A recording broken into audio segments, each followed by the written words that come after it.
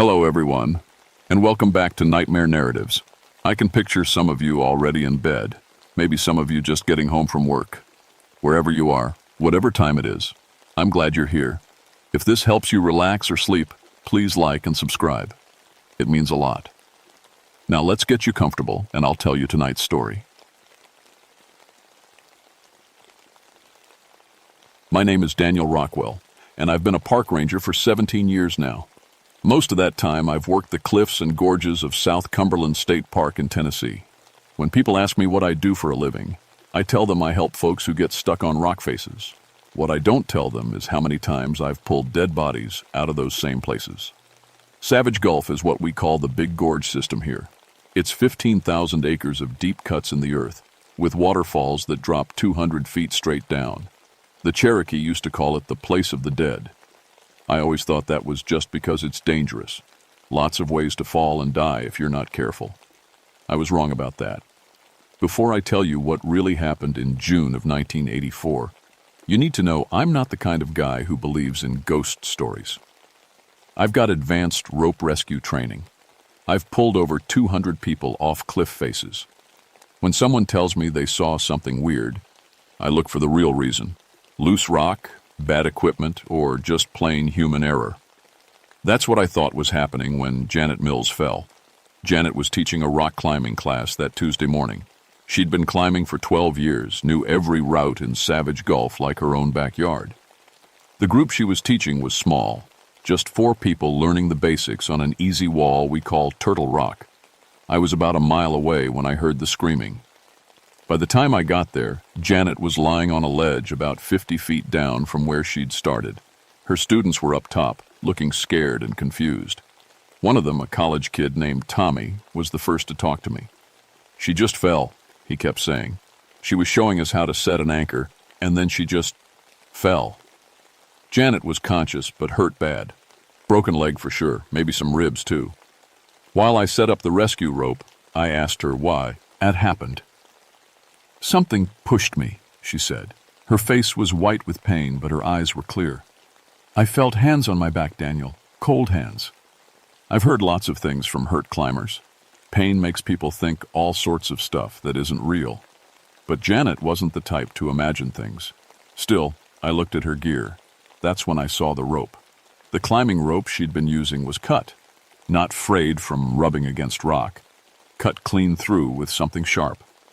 The cut was so smooth it looked like someone had used a knife on it. "Janet," I said, trying to keep my voice steady, "did anyone else handle your rope today?" "No," she said. "I checked all my gear this morning like always. That rope was perfect, Daniel. I swear it was perfect." I got her up to the top and called for a helicopter to take her to the hospital. While we waited, I looked around the area where she'd fallen. The rock was solid limestone. No loose pieces that could have cut the rope. No sharp edges either. But there was something else. In the dirt near the cliff edge, I found footprints. Big ones, bigger than any of the climbing students. They were deep in the soft earth, like whoever made them was really heavy.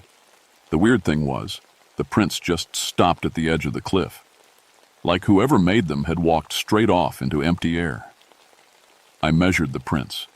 Size 13 boots, but with a strange pattern I'd never seen before. Deep heel marks, like the person had been standing on their toes. The fog started rolling in while we waited for the helicopter. That was odd because it was June, hot and sunny. Fog in Savage Gulf usually only happens in the fall and winter, but this fog was thick and cold, and it moved wrong. Instead of flowing down into the gorge like fog should, it seemed to climb up the cliff walls. When I looked down into the gorge through the fog, I could swear I saw shapes moving around down there. Dark shapes that didn't quite look like trees or rocks. The helicopter pilot almost couldn't land because of the fog. He kept saying over the radio that his instruments were acting up, showing readings that didn't make sense. After Janet was gone, I spent another hour looking around the cliff area. That's when I found the second set of cut gear. One of the students had left a backpack near the edge. Inside, I found a climbing harness with the straps cut clean through, just like Janet's rope. Nobody had touched that backpack except its owner, and the cuts were fresh. I hiked back to my truck as the fog got thicker. By the time I reached the parking area, I could barely see 10 feet in front of me. The temperature had dropped at least 20 degrees, and there was a smell in the air I couldn't place. Sweet and rotten at the same time, like flowers left too long in water. That night, I called Janet at the hospital. She was doing better, but she had something else to tell me.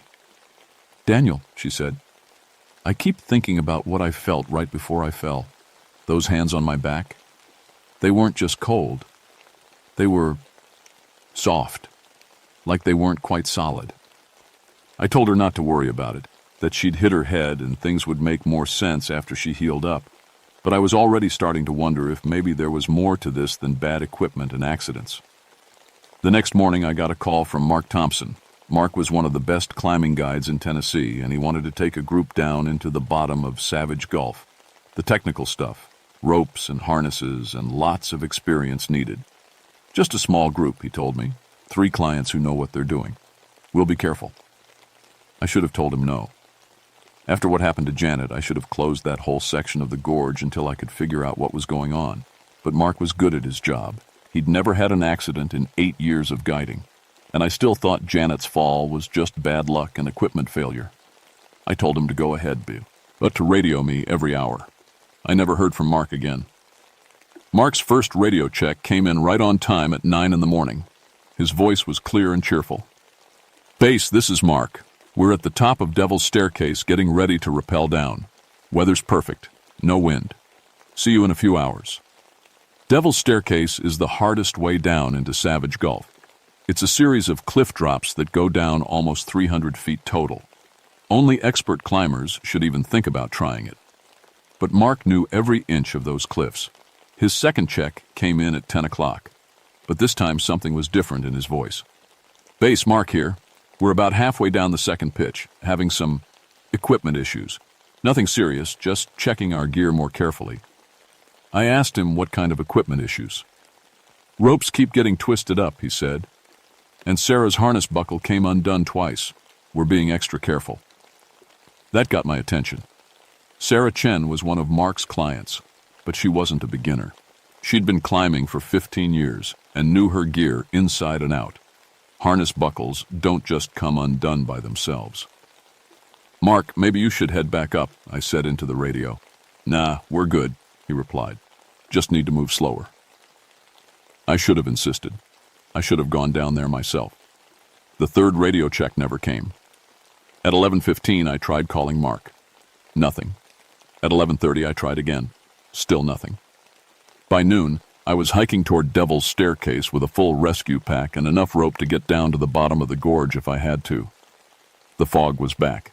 It had started forming while I was still in the parking lot, and by the time I reached the top of the cliffs, it was so thick I could barely see the edge.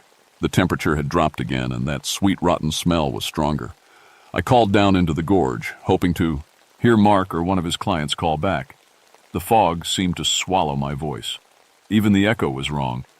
Instead of bouncing back from the opposite cliff wall, my shouts seemed to get absorbed into nothing.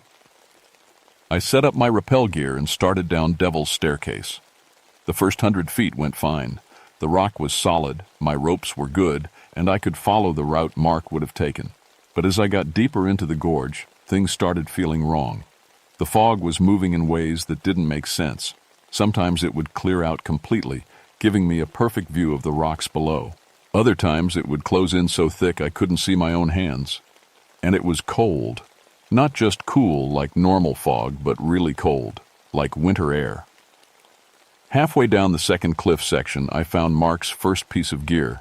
It was a carabiner, one of the metal clips climbers use to connect ropes to the rock.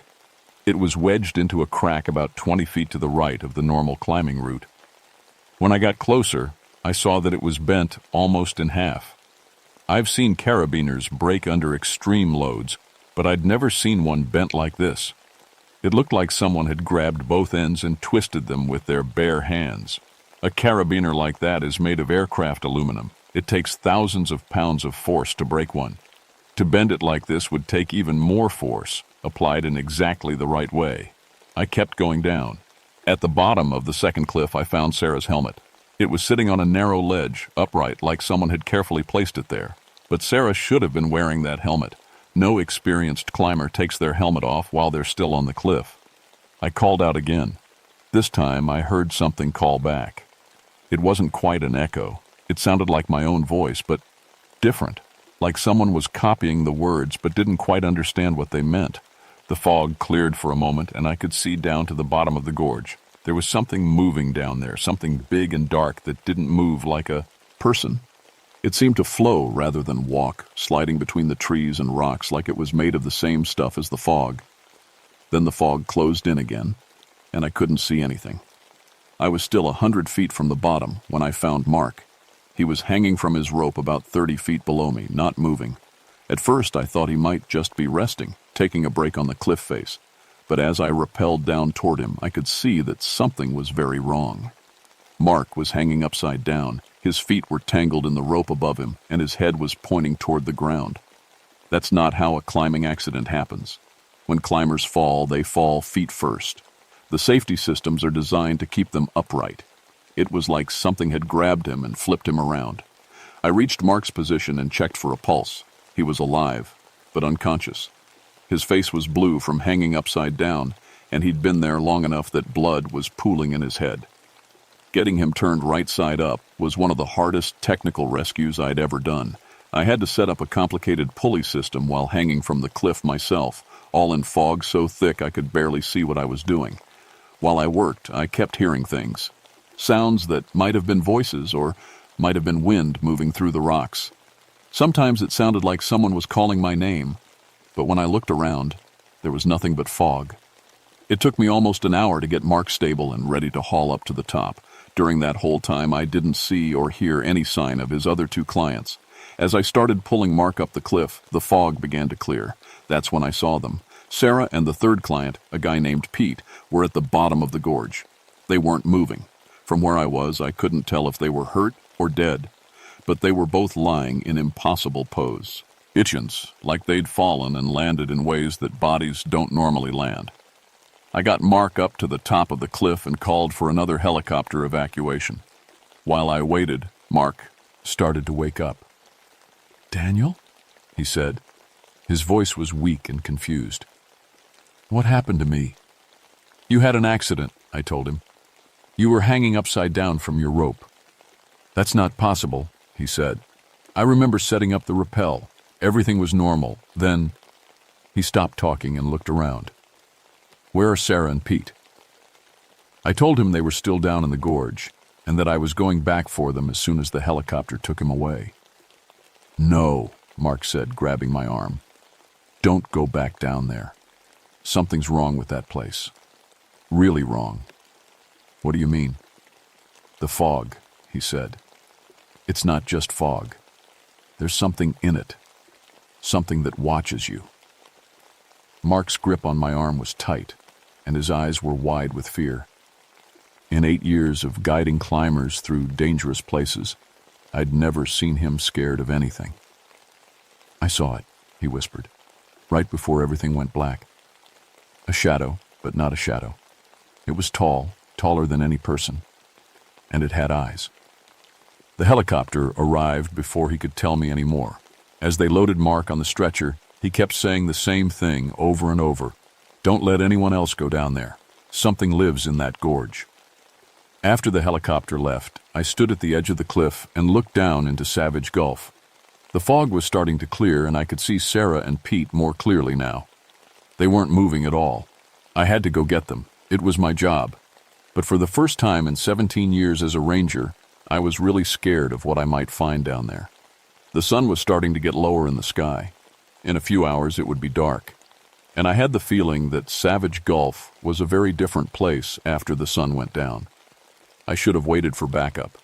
I should have called in a full search and rescue team with more equipment and more people. But Sarah and Pete had been down there for hours already, and if they were hurt, every minute counted. I rappelled back down Devil's Staircase as fast as I could safely manage. This time the fog stayed thin, and I could see all the way to the bottom of the gorge. The silence was complete. No bird calls, no insects, not even the sound of water that usually echoes off the cliff walls. Sarah was lying next to a pile of boulders about 50 yards from the base of the cliff. When I reached her, I could see she was breathing, but she was unconscious. Her climbing gear was scattered around her like it had been torn off and thrown aside. But it was the way she was lying that made my skin crawl. She was on her back with her arms spread wide, but her head was twisted around so far that she was looking straight down at the ground. No person can turn their head that far. It should have broken her neck.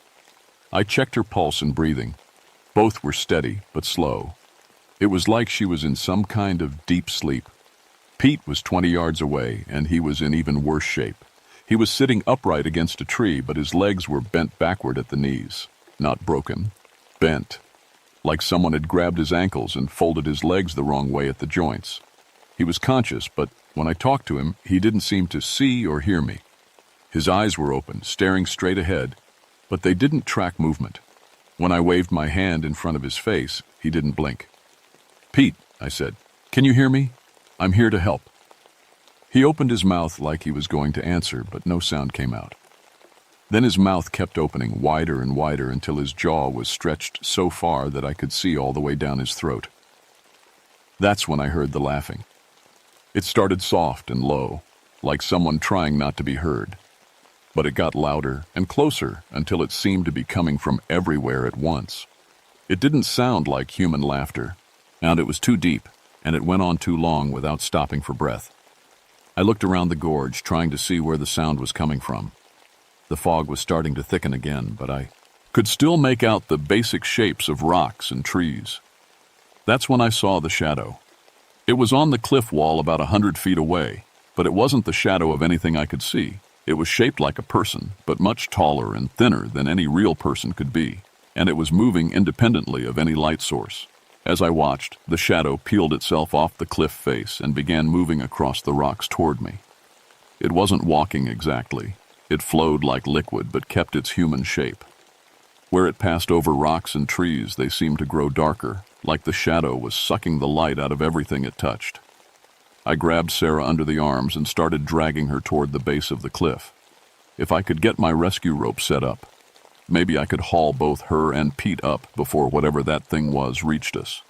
But Pete wasn't moving. When I tried to lift him, his body was limp and heavy, like he was made of wet sand, and his eyes were still wide open, staring at nothing. The shadow was getting closer.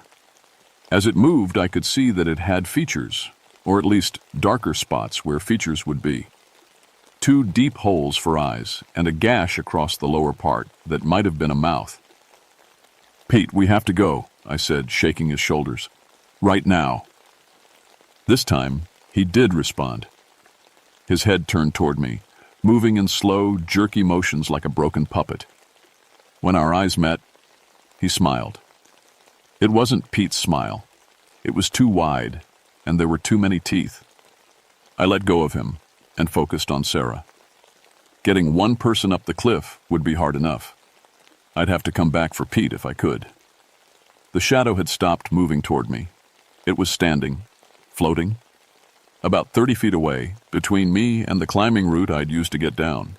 Up close, I could see it was at least 8 feet tall, with arms that reached almost to the ground. It tilted at its head to one side, like it was studying me. Then it raised one of those impossibly long arms and pointed at Sarah. "No," I said out loud. I don't know why I thought talking to it would help, but I couldn't think of anything else to do. "She's hurt. I'm taking her out of here." The shadow's mouth opened. Instead of the laughter I'd heard before, this time it spoke. Its voice was like the sound of rocks falling down a deep hole, deep and hollow, with echoes that seemed to come from inside my own head. "This place is not for the living," it said. "You do not belong here." "I'm a park ranger," I said, trying to keep my voice steady. "It's my job to help people." "Your job," the shadow repeated. "Yes, you help them leave. You help them cross over." It took me a second to understand what it meant.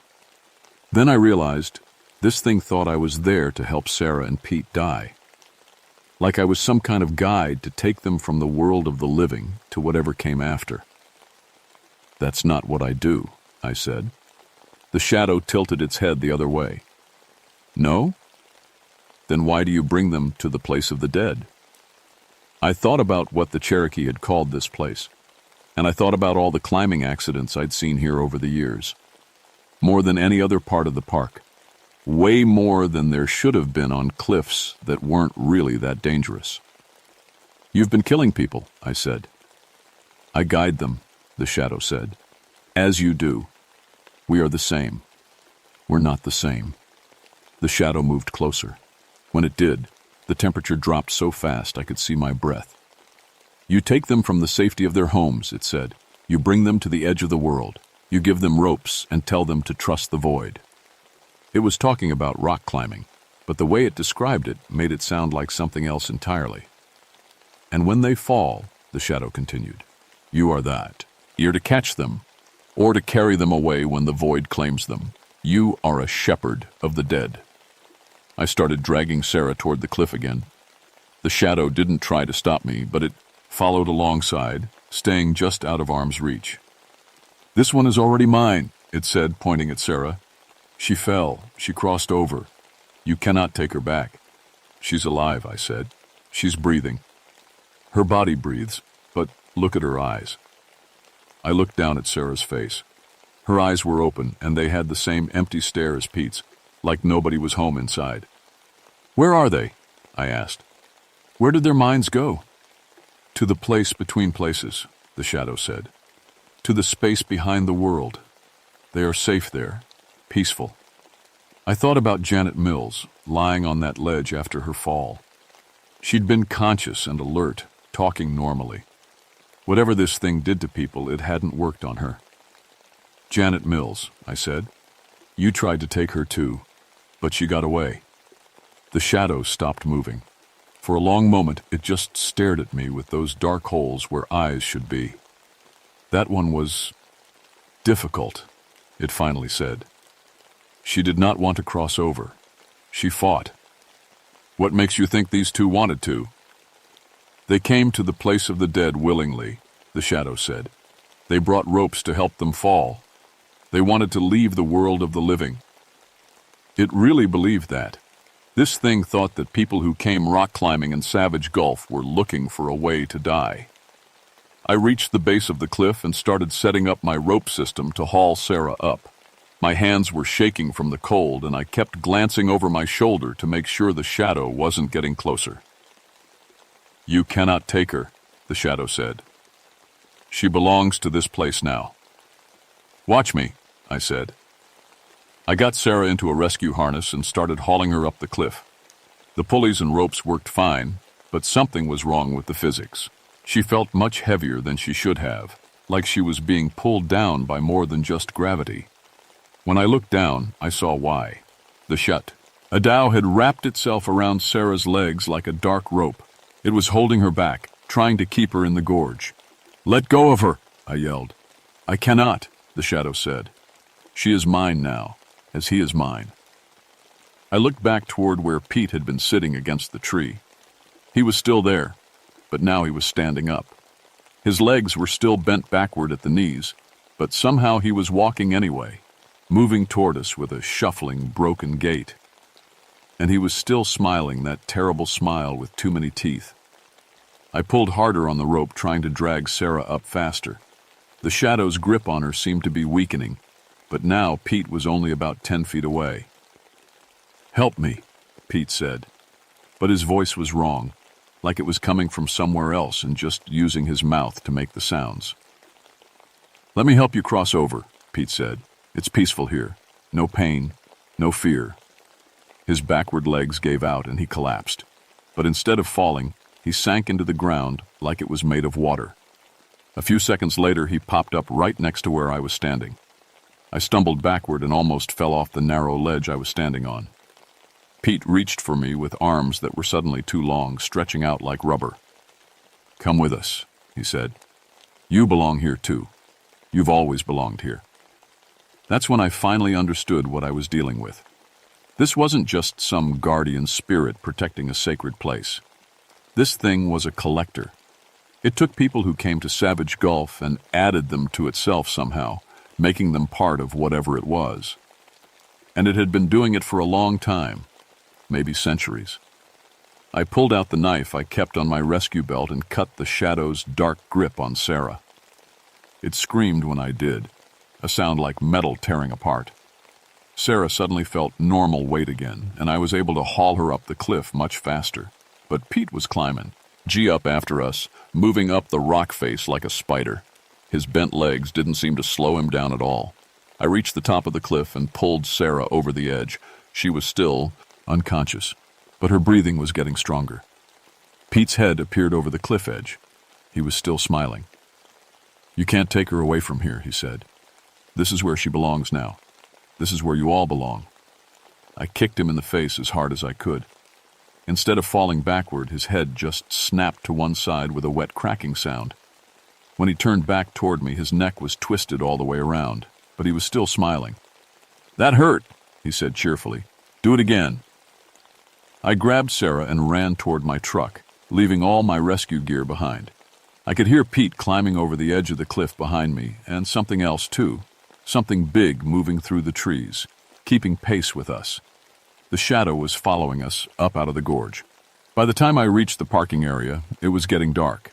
I loaded Sarah into my truck and called for another helicopter evacuation on my radio.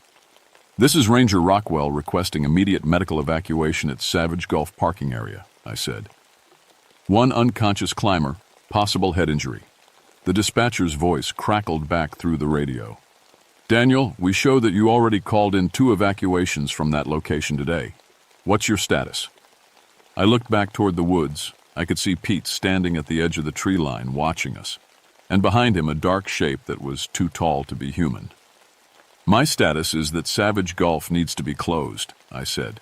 "Right now, nobody else comes down here." "Daniel, are you all right? You sound—" I turned off the radio and focused on Sarah. Her eyes were starting to move around like she might be waking up. The helicopter arrived 20 minutes later. As the paramedics loaded Sarah onto a stretcher, she grabbed my arm.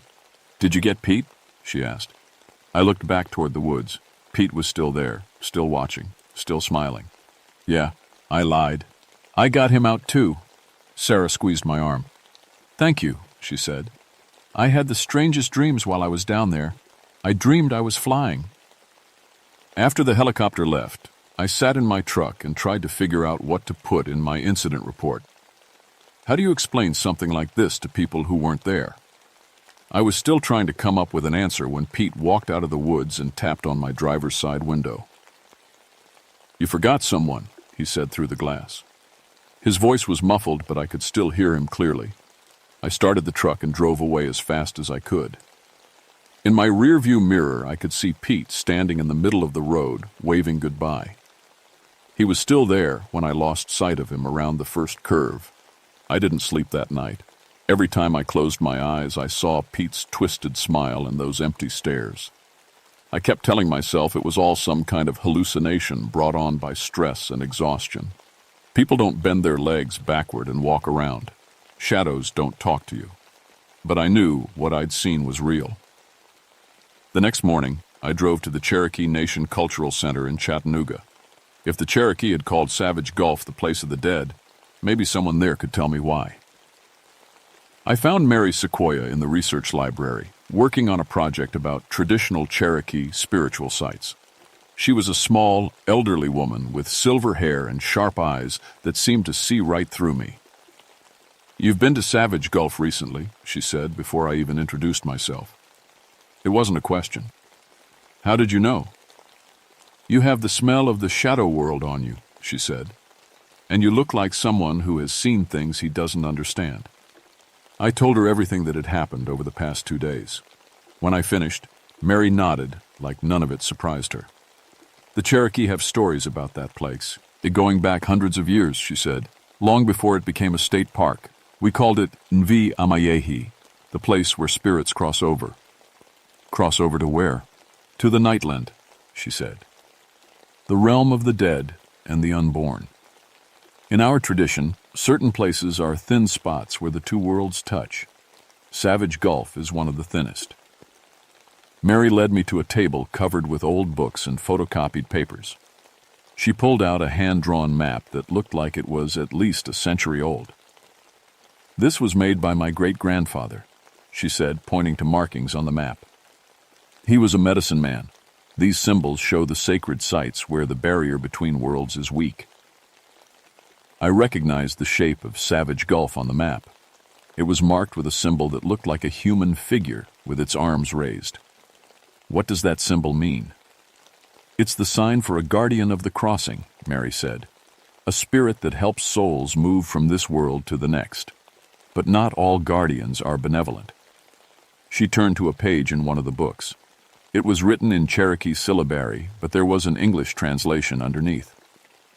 This is a story about the Shadow Walker of Envi Amayehi, she read. It says that long ago, a Cherokee warrior was guarding the crossing place when enemy raiders attacked his village. He chose to stay at his post instead of going to help his people. When he finally left the crossing place, he found his entire family dead. Mary looked up at me. The guilt and rage changed him. Instead of helping souls cross over peacefully, he began forcing them to cross, taking them before their time. The other Cherokee tried to stop him, but he had become something more than human. So this thing has been killing people for hundreds of years? Not killing, Mary said. That's the problem. The Shadow Walker doesn't kill people. It takes them to the space between the worlds and keeps them there. They're not alive, but they're not dead either. They're trapped. I thought about Pete, walking around with his legs bent backward. About Sarah's empty stare. How many people has it taken? No one knows, Mary said. But in Cherokee tradition, we have ceremonies to try to call lost souls back from the Nightland. The problem is, the Shadow Walker has grown stronger over the years. It's harder and harder to get people back once it takes them. There has to be a way to stop it. Mary was quiet for a long moment. There is, she finally said, but it's dangerous, and you probably won't survive it. She told me about a Cherokee ritual called the Soul Challenge. It was something medicine men used to do when they needed to enter the Nightland and bring someone back. The person doing the ritual has to go to the crossing place and challenge the guardian directly, Mary explained. If you win, you can demand the return of the souls it's taken. If you lose, I become one of its prisoners. Or worse, the Shadow Walker might decide you'd make a good replacement guardian. Then you'd be trapped there forever, taking other people just like it does. I asked Mary if she would help me perform the ritual. I can't, she said. I'm too old, and I'm not trained in the old ways like my great-grandfather was. But I can tell you what you need to do. She spent the next hour explaining the ceremony. It involved fasting, ritual purification, and specific words that had to be spoken in Cherokee. The most important part was that I had to go back to Savage Gulf at midnight and call the Shadow Walker by its true name. What is its true name? Atsila Sagonige, Mary said. Fire that consumes. But Daniel, you need to understand. Once you speak that name in the crossing place, there's no going back. The Shadow Walker will come for you whether you're ready or not. I spent the rest of the day preparing. I fasted like Mary had instructed, and I practiced pronouncing the Cherokee words she'd taught me. I also gathered some supplies I thought I might need: extra flashlights, rope, and my service pistol. I knew the gun probably wouldn't do any good against something like the Shadow Walker, but it made me feel better to have it. 11:30 that night, I drove back to Savage Gulf. The parking area was empty except for Pete. He was sitting on the hood of a car that wasn't there when I'd left that morning. Probably belonged to one of Mark's clients. He waved at me cheerfully as I got out of my truck. You came back, he said. I knew you would. His legs were still bent backward and his neck was still twisted around, but he seemed happy to see me. I came back for you and Sarah, I said. And anyone else that thing has taken. Pete laughed. You can't take us back, he said. We don't want to go back, it's better here. Pete, that's not really you talking. That thing is controlling you. No, Pete said, hopping down from the car. I'm more myself than I've ever been. I can see everything now. All the connections. All the patterns. Do you want to know what I see when I look at you? Not really. I see a man who's been bringing people to die for 17 years, Pete said. And I see someone who's finally ready to stop pretending he doesn't know what he's really doing. I walked away from him and headed toward the trail to Devil's Staircase. Pete followed behind me, talking the whole time. "You know how many people have died in this gorge since you've been working here?" he asked. 47. That's almost 3 people a year, and you've been here for every single one." I didn't want to listen to him, but I couldn't block.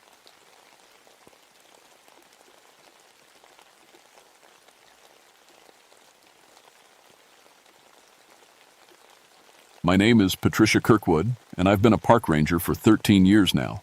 People call me Patty, and I work in Virginia's Blue Ridge Mountains at Shenandoah National Park. Before this job, I was in the Army, training dogs to find bombs and missing people. The mountains helped me heal after some bad times overseas. The quiet woods, the clean air, the simple work of keeping hikers safe. It all made sense to me. I've always been good with dogs. In the Army, they listened to me when they wouldn't listen to anyone else. Here at the park, I run the K9 unit. We have 4 German Shepherds who help us find lost campers and track down people who break park rules. These dogs trust me, and I trust them. They can smell things I can't, hear sounds that don't reach my ears, and sense danger before it shows itself. Hell Hollow is the strangest place in our park. It's an 8-mile trail system that winds through a deep valley about 18 miles from our main ranger station. The name comes from old stories. Locals say Confederate deserters hid there during the Civil War, and bad things happened to them. Most rangers avoid the place. It's hard to get to, and the trails are rough. The trees grow thick there, blocking out most of the sunlight even at noon. I never believed in ghost stories. After what I saw in Afghanistan, real horror that people do to each other, I figured scary stories were just ways to explain things we didn't understand yet. Bears leave big paw prints. Mountain lions scream like women in the night. Every weird thing has a simple answer if you look hard enough. That changed in August of 1979. We hadn't had rain for 6 weeks, and the whole forest felt like it was holding its breath. Every leaf was dry as paper, and you could smell smoke from the smallest campfire miles away. The air hung heavy and still, making even the toughest hikers move slow and drin. Extra water. On August 15th, we got a call that changed everything. 5 college students from Virginia Tech had been camping in Hell Hollow for 4 days, and nobody had seen them come out. Their families were worried sick. The kids were supposed to check in every day using the emergency phone at the trailhead, but they'd gone quiet after the first night. My supervisor, Chief Ranger Williams, assigned me to lead the search. "Take the dogs," he said. "If anyone can find them fast, it's you and your team." I felt good about it. Lost hikers were our specialty, and 5 people leave a trail even a rookie could follow. I loaded up my truck with water, first aid supplies, and radio equipment. The 4 search dogs, Rex, Bruno, Shep, and Lady, jumped into their transport cages like they always did, ready to work. The drive to Hell Hollow takes 45 minutes on winding mountain roads. The closer we got, the quieter my dogs became. Usually they'd be panting and whining, excited to get out and start searching. This time they just sat in their cages, staring out at the forest with their ears pinned back. When we reached the trailhead parking area, I found the students' cars right where they should be. 2 old station wagons with Virginia Tech stickers and camping gear strapped on top. Nothing looked wrong, no broken windows, no signs of trouble. I radioed back to headquarters that we'd arrived and started getting the dogs ready. That's when I first noticed something was off. Rex, my lead dog and the smartest animal I'd ever worked with, wouldn't get out of his cage. He pressed himself against the back corner and made a low, whining sound I'd never heard before. The others did the same thing. In 6 years of working together, I'd never seen them act scared of anything. I opened Rex's cage door and tried to coax him out with his favorite treats. He looked at me with the pseos, dark brown eyes like he was trying to tell me something important. Finally, he stepped down from the truck, but he stayed close to my legs and kept looking back toward the trail. Entrance. The other dogs followed his lead, moving in a tight group instead of spreading out like they usually did. "What's wrong, boys?" I asked, scratching Rex behind the ears. His fur felt damp with sweat even though the morning was cool. "Just some lost campers. Easy day." I clipped on their tracking leads and pulled out the evidence bag, a t-shirt one of the missing students had left in his car. The dogs sniffed it and immediately picked up the scent trail leading into Hell Hollow. But instead of pulling forward like hunting dogs should, they planted their feet and pulled back toward the truck. "Come on," I said, tugging gently on Rex's lead. "This is what we do." Rex took a few steps toward the trail, then stopped and made that whining sound again. All 4 dogs were now pressed against each other, hackles raised, staring down the dark path between the trees. I'd seen dogs react to bears this way, and mountain lions, but there was something different about this. They weren't just afraid. They were trying to protect me from something. I decided to trust them. In all my years of working with search dogs, they'd never been wrong about danger. If they thought Hell Hollow was unsafe, maybe we needed backup. I radioed the station and asked them to send another ranger to meet us. While we waited, I walked around the parking area looking for clues. The students' campsite registration showed they'd planned to hike the full 8-mile loop and camp at the designated spot 3 miles in. Nothing unusual there. Their cars were locked tight with no valuables visible inside. Everything looked normal except for my dogs, who wouldn't stop staring at that trail entrance like it was going to bite them. Ranger Tom Bradley arrived 30 minutes later. Tom was younger than me, maybe 25, with the kind of enthusiasm that made him volunteer for every tough assignment. He, too. One look at my dogs and laughed. "What's wrong with your pack, Patty? They look like they've seen a ghost." "I don't know," I said. "They picked up the scent trail but won't follow it. Something spooked them bad." Tom shrugged and shouldered his backpack. "Well, 5 kids are counting on us. Dogs or no dogs, we need to find them before this drought gets any worse. Weather Service is calling for lightning tonight." He was right, but I still felt uneasy as we started down the Hell Hollow trail. The dogs came with us, but stayed bunched up between Tom and me instead of ranging ahead to track. The forest felt wrong somehow. Too quiet, too still. No birds singing, no squirrels chattering, no insects buzzing. Just our footsteps on the dry leaves and the sound of our breathing. After about a mile, Rex suddenly stopped and growled. Not his warning bark or his playful rumble. A deep, serious sound that made the hair on my neck stand up. He was staring off into the trees to our left, body tense and ready to fight or run. "What is it, boy?" I followed his gaze but saw nothing except shadows and undergrowth. Tom stopped beside me and pulled out his binoculars. "Probably just a deer. These dogs are really worked up about something." That's when we smelled it. A thick, awful smell like rotten eggs mixed with something burning. It was so strong it made my eyes water. The dogs started whining and backing up, pulling their leads tight. "Dead animal," Tom said, covering his nose with his shirt. "Maybe a bear that died in this heat. That would explain why your dogs don't want to be here." It made sense, but the smell seemed to be moving with us instead of coming from one spot. Every time we thought we'd walked past it, there it was again, hanging in the air like invisible smoke. We found the students' campsite 2 hours later. The moment I saw it, my stomach dropped. Their tents were shredded, not torn by wind or weather, but ripped apart by something with claws. Sleeping bags and camping gear were scattered everywhere. A cooler lay on its side, contents spilled, out, and spoiled. But it was the marks in the dirt that really scared me. Paw prints, bigger than any dog I'd ever seen, pressed deep into the dry ground around the destroyed campsite. They were everywhere, dozens of them, like a whole pack had circled the tents before attacking.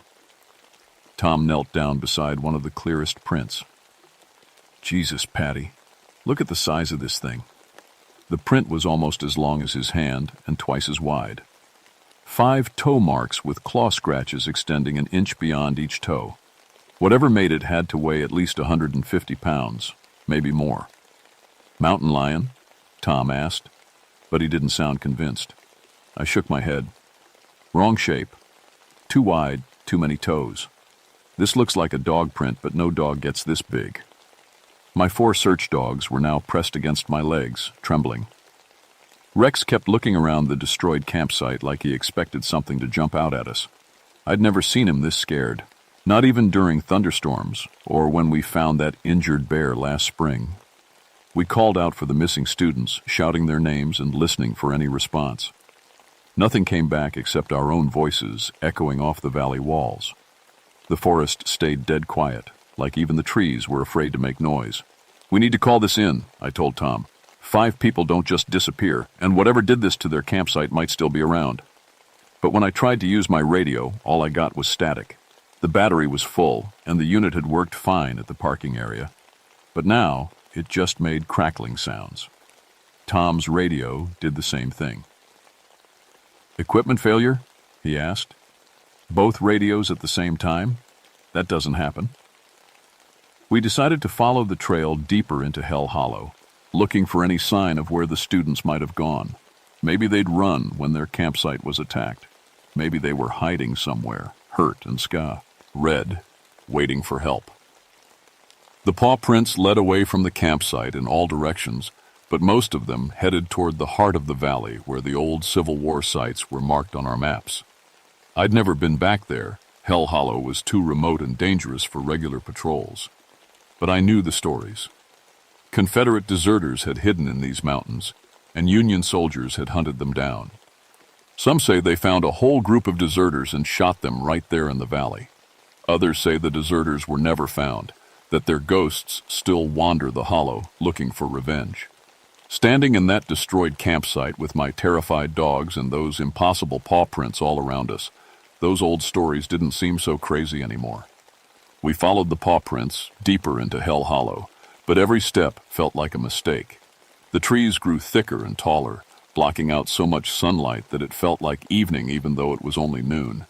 My dogs stayed right beside me, looking over their shoulders every few seconds like something was following us. The trail wound down into the valley, getting narrower and more overgrown. Old Civil War markers appeared every quarter mile, rusted metal signs that told about battles and troop movements from more than 100 years ago. Most were too faded to read, but I caught words like Confederate retreat and Union pursuit. "Look at this," Tom called from up ahead. He was standing beside a historical marker that looked newer than the others. The metal plate was green with age but still readable. Hell Hollow Executions, 1863. On this site, Union forces captured and executed 12 Confederate deserters who had been hiding in these mountains for 6 months. Local residents reported strange occurrences following the executions, including sightings of large black dogs guarding the burial site. "Black dogs," I muttered low, looking down at the massive paw prints we'd been following, just like in the old stories. Tom laughed, but it sounded forced. "Come on, Patty. You don't believe in ghost dogs, do you?" Before I could answer, Rex started barking. Not his normal bark, but a wild, panicked sound that echoed through the valley. He was staring into the trees about 50 yards ahead, his whole body rigid with fear. The other dogs joined in, creating such a racket that birds finally started flying out of the trees. That's when I saw them. At first, they looked like shadows moving between the tree trunks, but shadows don't have eyes, and these things had eyes that glowed red like hot coals. I counted them as they moved. 1, 2, 5, 8, 12 dark shapes, each one bigger than any dog had a right to be. They weren't running toward us or away from us. They were just there, watching us, like they were deciding what to do with the people who'd wandered into their territory. "Tom," I whispered, trying not to move too fast. "Do you see them?" He raised his binoculars and went very still. "What the hell are those things?" The creatures, I couldn't think of them as dogs anymore, started moving closer. They didn't make any sound, not even footsteps on the dry leaves. They flowed between the trees like black water, always staying just far enough away that we couldn't see them clearly. But those red eyes never blinked, never looked away from us. My dogs had stopped barking and were now pressed so close against my legs I could barely walk. Rex was making a low, constant whining sound like he was begging me to run. Every instinct I had was telling me the same thing. Get out of Hell Hollow now, before these things decided we were a threat. But we couldn't leave. 5 college students were somewhere in this valley, and if these creatures were real, then those kids were in terrible danger. "We need to get to higher ground," I told Tom. "Find a place where we can see what we're dealing with and radio for backup." We started climbing up the ridge that ran along the eastern side of the valley. The creatures followed us, staying parallel to our path but never getting close enough for a clear look. Every time I turned to check on them, I saw those red eyes glowing in the shadows, counting us, measuring us. Halfway up the ridge, we found something that made my blood run cold. A backpack, torn and bloody, hanging from a tree branch about 8 feet off the ground. The name tag said, Kevin Morrison, one of the missing students. Tom climbed up and got the pack down. Inside were normal college things, textbooks, a wallet, some snacks. But the pack itself was shredded just like the tents at the campsite. Long claw marks ran through the heavy canvas like it was made of paper. "How did this get up so high?" Tom asked. I didn't want to think about that. Whatever had torn up Kevin Morrison's backpack was strong enough to jump 8 feet straight up, or smart enough to climb trees. Either possibility scared me. The red eyes were still following us through the trees, but now they seemed closer. I could start to make out shapes, huge black bodies, pointed ears, teeth that looked too big and too white. They moved like wolves, but wolves don't have eyes that glow like fire, and they don't grow to the size of small horses. We reached the top of the ridge just as the sun started setting behind the mountains. From up there, we could see the whole valley spread out below us, miles of forest and hidden valleys where anything could be hiding. My radio still didn't work, but at least we had a good view of our surroundings. That's when Tom screamed. I spun around and saw one of the creatures standing right behind him, not 20 feet away. In the fading daylight, I could see it clearly for the first time. It was definitely shaped like a dog, but everything was wrong about it. Too big, too tall, with fur so black it seemed to absorb light instead of reflecting. Yet its eyes weren't just red, they were glowing like hot coals in a forge, casting actual light on the ground around its feet. And it was staring right at me. Tom was backing up slowly, his hands raised like he was surrendering to a wild animal. "Easy," he whispered. "Easy, boy. We're not here to hurt you." The creature tilted its head, almost like it was listening. Then it opened its mouth and let out a sound I'll never forget. Part howl, part roar, and part something that no earthly animal should ever make. The sound echoed through the valley and came back to us from all directions. That's when I realized we were surrounded. They'd been herding us up the ridge like sheep, cutting off our escape routes one by one. Now 12 pairs of red eyes formed a circle around us in the growing darkness. My dogs were pressed against each other in the center of the circle, whimpering like puppies. The first creature took a step toward Tom. Its paw made no sound on the rocky ground, but I could see the muscles moving under its black fur. It was easily 6 feet long from nose to tail, with shoulders higher than my waist. "Patty," Tom whispered, not taking his eyes off the creature. "What do we do?" I didn't know. These weren't normal animals. They didn't act like wild dogs or wolves. They were too smart, too organized, too deliberate. Like they were thinking, planning, deciding what to do with the humans who'd invaded their territory. Then I remembered something from the historical marker we'd read. 12 Confederate deserters executed in 1863. 12 black dogs guarding the burial site. 12 red eyes surrounding us now on the ridge above Hell Hollow. "They're not just animals," I said quietly. "They're guarding something. That's why they haven't attacked us yet. We're not at the right place." The lead creature turned its burning gaze on me, and I swear it nodded like it understood what I was saying. That's when the lightning started.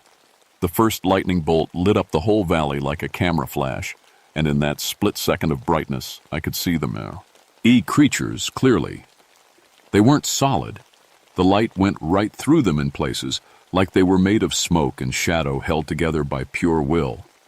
But their eyes, those burning red eyes, were real enough to light up the darkness around us. Thunder crashed overhead, and the smell of rain mixed with that awful rotten egg stench that followed the creatures everywhere. But no rain fell, just dry lightning that split the sky and made the forest below us look like a nightmare. "We need to get down from this ridge," I shouted to Tom over the thunder. "Lightning's going to hit up here." But the creatures had other plans. As soon as we tried to move toward the trail, they closed in, forming a tighter circle around us, not attacking, just guiding us. They wanted us to go somewhere specific, and it wasn't back to safety.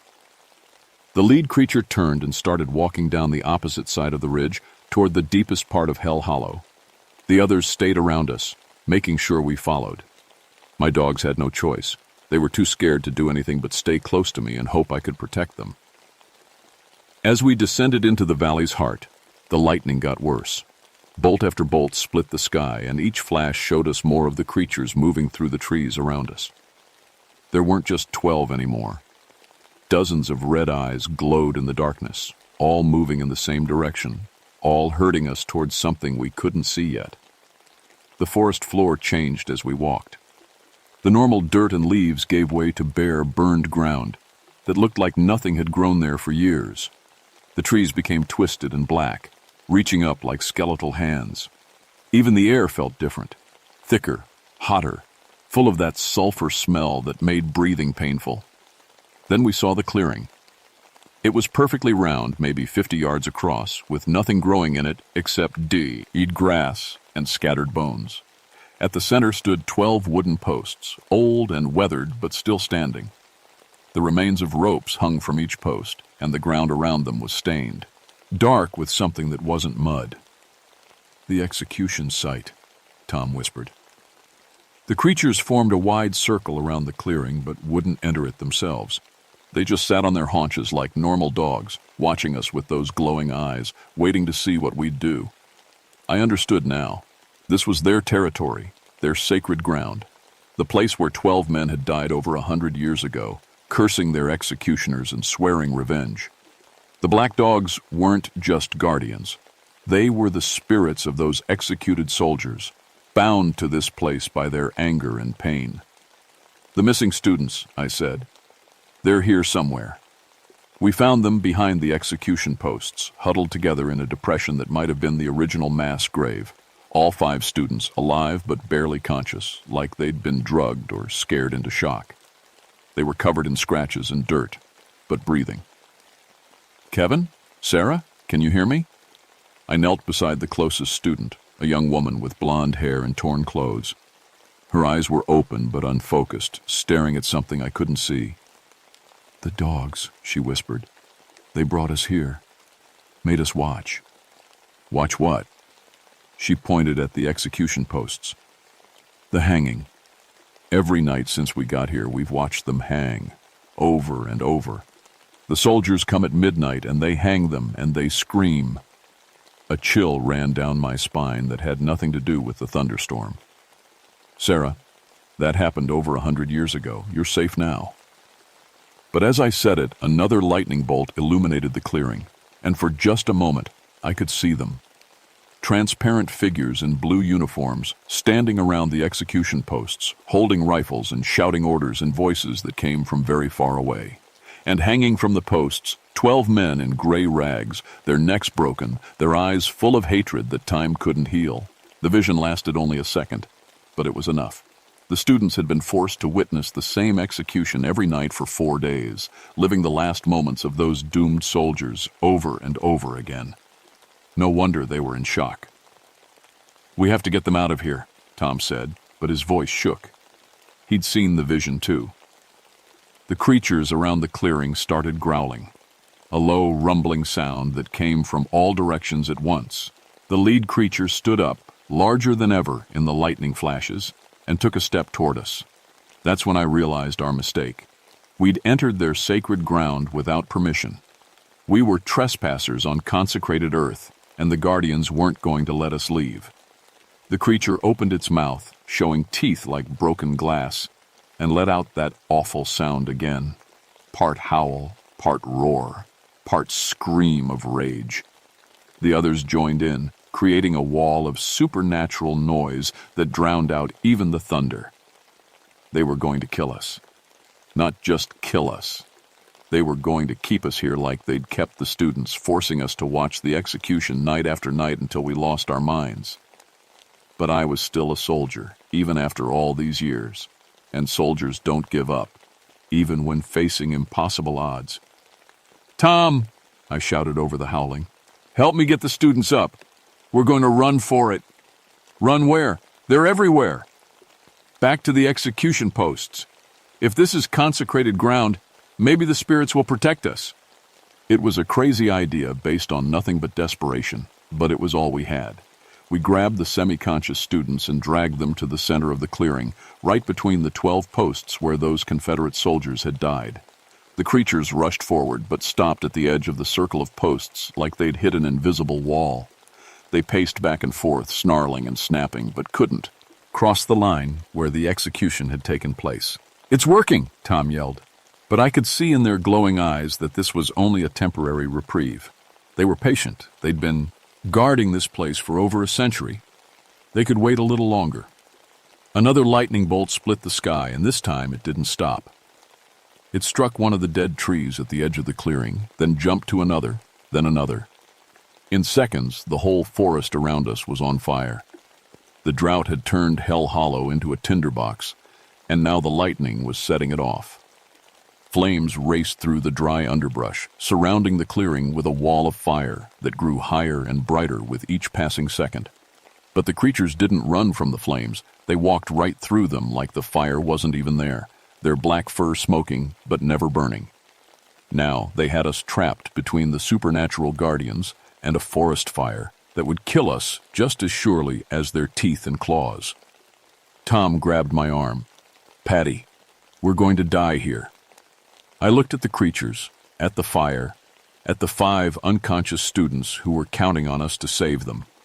Then I looked at my 4 search dogs, still pressed together in terror, but trusting me to find a way out. That's when I remembered something from my military training. When facing an enemy you can't defeat, sometimes you have to try talking instead of fighting. I stepped forward, closer to the edge of the invisible barrier that held the creatures back. "You were soldiers," I said, loud enough to be heard over the fire and thunder. "You died fighting for something you believed in. I'm a soldier too. These students, my partner, my dogs, they're under my protection. Let us go, and we'll make sure people remember what happened here. We'll tell them about the 12 men who died defending their home." The lead creature tilted its head, listening. For a moment the howling stopped. "You've been guarding this place for over a century," I continued. "Your duty is done. Let us honor your sacrifice by leaving Tartoid, his place in peace." The creature stared at me with those burning red eyes, and I thought I saw something change in them. The rage was still there, but also recognition. One soldier acknowledging another. Then it stepped back into the shadows, and the others followed. Within seconds, they were gone, leaving us alone in the burning forest. "Run!" I shouted. We carried the students through the burning forest, following the trail back toward the parking area while flames chased us through the trees. My dogs ran ahead, finally brave enough to lead the way out of Hell Hollow. The fire was spreading fast, but we had enough of a head start to make it to safety. The students recovered during the hike out, becoming more alert with each mile we put between ourselves and the execution site. By the time we reached the parking area, they were walking on their own, though they still jumped at every shadow and refused to talk about what they'd seen. Tom radioed for medical support and firefighting crews while I loaded everyone into the vehicles. The students needed counseling more than medical treatment, but they'd live. We'd all live, which was more than I'd expected an hour earlier. The Hell Hollow fire burned for 3 days, consuming over 2,000 acres of forest. When the smoke finally cleared, the whole valley looked like a moonscape. Nothing but charred stumps and ash. The historical markers were melted metal, and the execution site was buried under tons of fallen, burned trees. But I knew the creatures were still there, somewhere under all that ash and debris. Fire couldn't hurt things that were already dead. Chief Ranger Williams recommended that Hell Hollow be permanently closed to the public. Officially, it was due to fire damage and unstable terrain conditions. The real reason was buried in classified reports that nobody would ever read.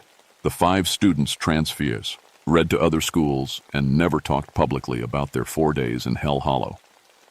Tom Bradley put in for a transfer to a different park and was gone within a month.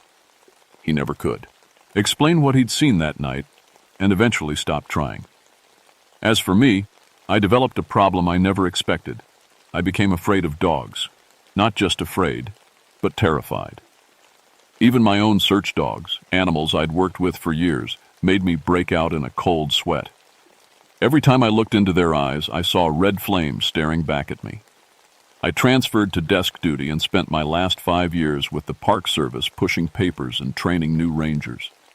I never went back into the field, never worked with search dogs again. My colleagues thought I was suffering from delayed stress from my military service, and I let them believe that. It was easier than trying to explain the truth. But I wasn't done with Hell Hollow, and it wasn't done with me. Over the years, I started collecting stories from other Civil War battlefields around Virginia: Gettysburg, Antietam, Bull Run, places where soldiers died angry and afraid, far from home. The stories were always similar: large black dogs seen at night, glowing red eyes in the forest, inexplicable animal attacks on campers and hikers. Park rangers at these sites would mention the incidents in their reports, then transfer to other jobs within months. Always the same pattern: good rangers, experienced outdoors people, suddenly afraid to work alone in the woods. I think the Hell Hollow creatures weren't unique.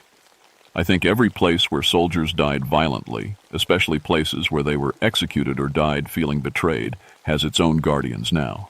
Spirits bound by anger and duty, protecting ground that was consecrated with their blood. Most of the time, they leave people alone.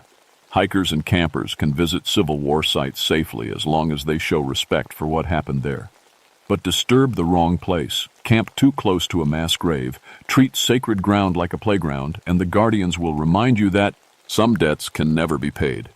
I'm retired now, living in a small town 50 miles from any Civil War battlefield. I don't keep dogs anymore, and I don't go camping. But sometimes, on hot August nights when thunderstorms roll through the mountains, I can still smell that sulfur stench on the wind. And sometimes, just before dawn, I see red eyes watching my house from the tree line. They haven't forgotten me. The guardians of Hell Hollow know I was there that night, know I saw their secret and lived to tell about it. They're patient. They've been waiting over a century already. They can wait a little longer. But I know they're coming for me eventually, and when they do, I'll be ready to face them like the soldier I've always been, even if I'm too old and scared to fight anymore. Some duties never end, even in death. The 12 Confederate soldiers taught me that, and someday, when my own duty is finally done, maybe I'll understand what they were really protecting in that cursed hollow.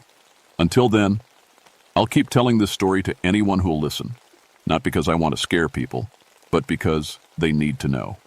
When you visit places where brave people died, show them the respect they earned with their sacrifice.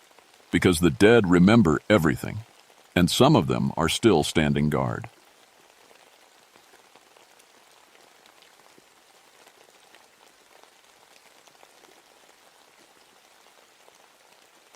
My name is Rebecca Moorfield, and I need to tell you what happened on Grandfather Mountain in September 1977. I've been working as a ranger in the Blue Ridge Mountains for 14 years now. I monitor weather patterns and do high-altitude rescues.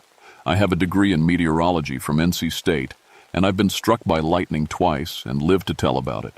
The Cherokee folks call me a friend, and the old-timers in these parts trust my word. I'm telling you this so you'll believe what comes next, because what I saw up there changed everything I thought I knew about these mountains. I grew up in these hills. My grandmother was what people called a granny woman. She knew herbs and old ways and stories that made your skin crawl. She used to tell me about the witch lights that danced on Devil's Courthouse when the spirits were angry. I always figured it was just swamp gas or car headlights reflecting off the fog. Natural stuff with natural explanations. That's what I believed until September 15th, 1977. I was stationed at the weather monitoring post on Devil's Courthouse. That's the exposed granite peak at 5,720 feet. 8 miles from the nearest road, above the tree line where the wind never stops howling. My job was to track storm systems coming through the mountains and radio warnings to the towns below. The morning started normal enough. I checked all my instruments: barometric pressure, wind speed, temperature readings. Everything looked standard for mid-September. A cold front was moving in from Tennessee, but nothing unusual about that. Then around noon, my equipment started acting strange. The barometric pressure readings made no sense. The numbers kept jumping around like someone was shaking the instruments. But I checked everything twice. The gauges were working fine. According to my readings, we had pressure changes that shouldn't happen in nature. It Was like the atmosphere was having some kind of fit. I radioed down to base camp. "This is Rebecca at Devil's Courthouse. I'm getting weird readings up here. Can someone double-check the instruments?" "Copy, Rebecca. What kind of weird?" "Pressure drops that would make a hurricane look gentle, but the sky is clear. Wind readings are all over the place, too. Probably solar storm activity. We've had reports of radio interference all morning." That made sense. Solar storms could mess with electronic equipment. I made notes in my log and kept monitoring. But as the afternoon wore on, things got stranger. The fog started rolling in around 3 o'clock, but it wasn't moving like fog should. Normal fog follows the valleys and rolls with the wind. This stuff was moving uphill, against the breeze, forming shapes that looked almost planned out, like someone was drawing patterns in the air. I'd seen a lot of weather in my time. Mountain fog can do strange things, but this was different.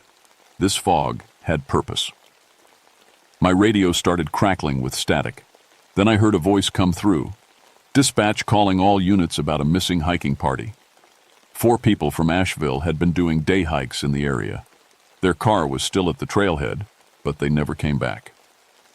"Last known position was the Rough Ridge Trail heading toward Devil's Courthouse," the voice said. "If anyone has visual contact, please respond." I grabbed my binoculars and scanned the trails below. Nothing. Just that weird fog getting thicker, and my instruments going crazier by the hour. That's when I noticed my compass spinning. The needle wouldn't hold steady, just kept turning in slow circles like it was confused. I tapped it, thinking maybe the mechanism was stuck, but it kept spinning. I pulled out my backup compass. Same thing. Both needles turning like they were caught in some kind of magnetic whirlpool. "Okay," I said out loud to myself. "That's not solar storm activity."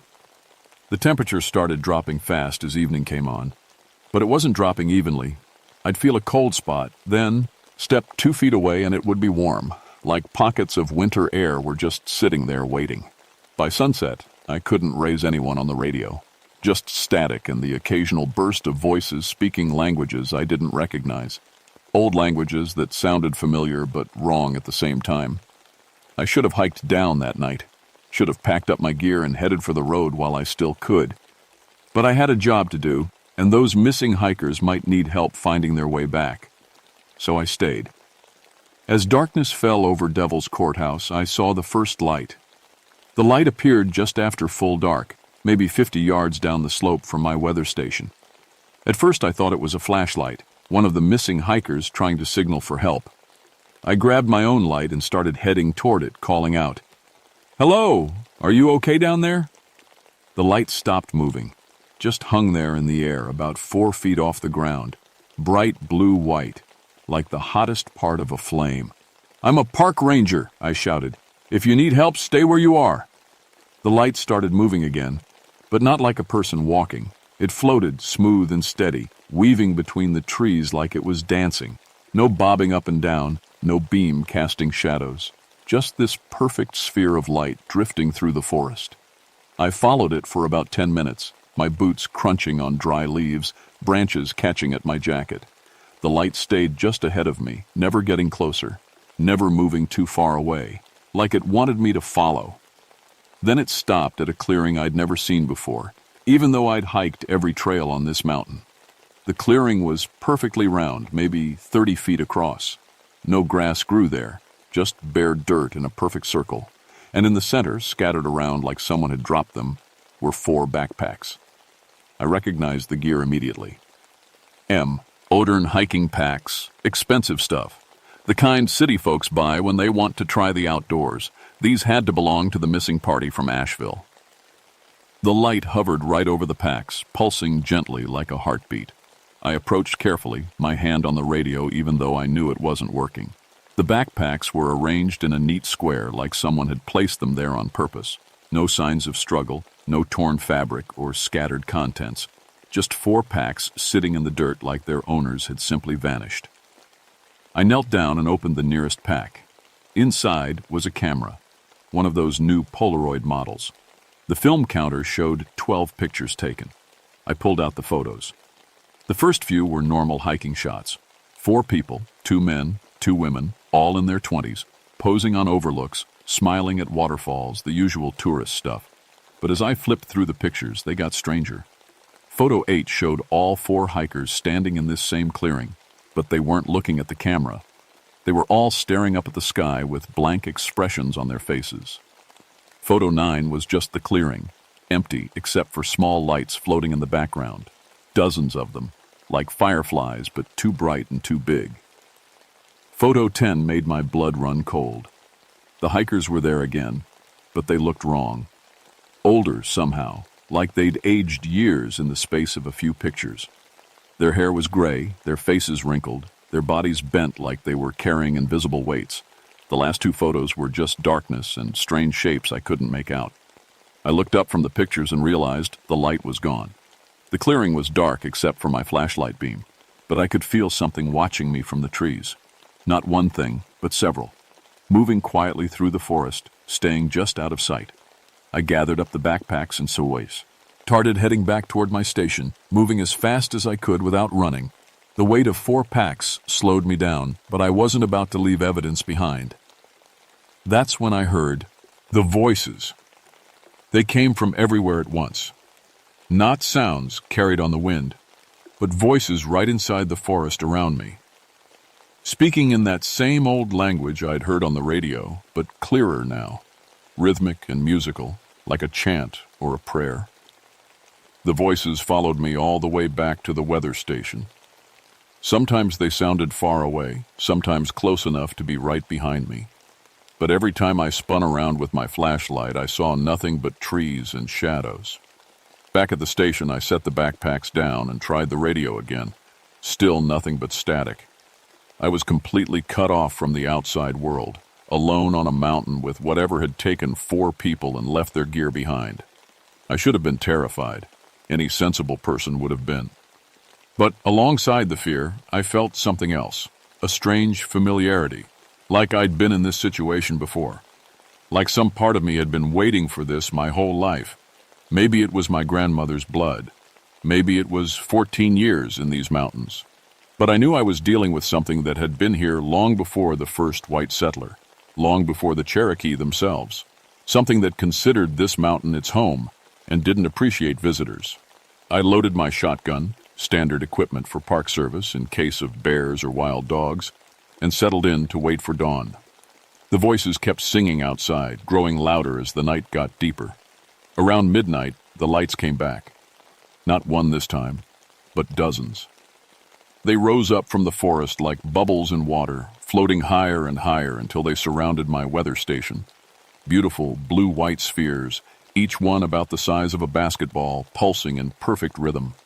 They didn't come close enough to touch, but I could feel their presence like heat from a fire. The air around them hummed with energy that made my skin tingle and my teeth ache. I stepped out onto the deck of my station, shotgun in hand, and tried to look brave. "What do you want?" I called out.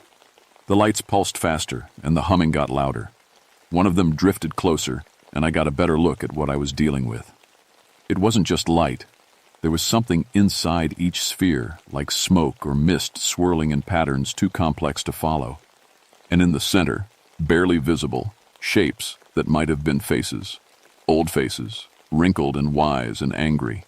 The closest light stopped about 10 feet away and hung there, waiting. I could feel it studying me, taking my measure. Then, without warning, it rushed forward. I fired the shotgun. The blast tore right through the light without slowing it down. The sphere hit me like a wall of ice water, and suddenly I was somewhere else. I was standing in the same clearing where I'd found the backpacks, but it wasn't empty now. The 4 missing hikers were there, standing in a circle, holding hands. But they weren't the young people from the photographs anymore. They were ancient. Their faces were like dried leather, their hair white as snow, their bodies bent and frail. They turned to look at me with eyes that held decades of confusion and fear. "Help us," one of them whispered, and her voice sounded like autumn leaves scraping across stone. "We can't remember. How long have we been here?" 3 days, I said. But even as I spoke, I knew it wasn't true. These people had been here much longer than 3 days. Time worked differently in this place. "We came to hike," another one said, a man whose face was so wrinkled I could barely make out his features. "Just for the day." We were going to be back by sunset. The lights appeared around us then, dozens of them, forming a perfect circle. They pulsed and sang, and with each pulse, the hikers grew a little older, a little weaker. They're feeding, I realized out loud. They're taking your life force. The lights heard me and responded. The singing got louder, more urgent, and I felt something tugging at my own energy, like invisible hands reaching inside my chest, trying to pull out something vital. I fought back, remembering my grandmother's stories. Old protections, old ways of dealing with spirits that had forgotten their proper place. Iron, I whispered, pulling out my utility knife. The blade was good steel, and the lights backed away from it like it was on fire. Salt, I said, dumping a packet from my emergency rations on the ground in a rough circle around the hikers.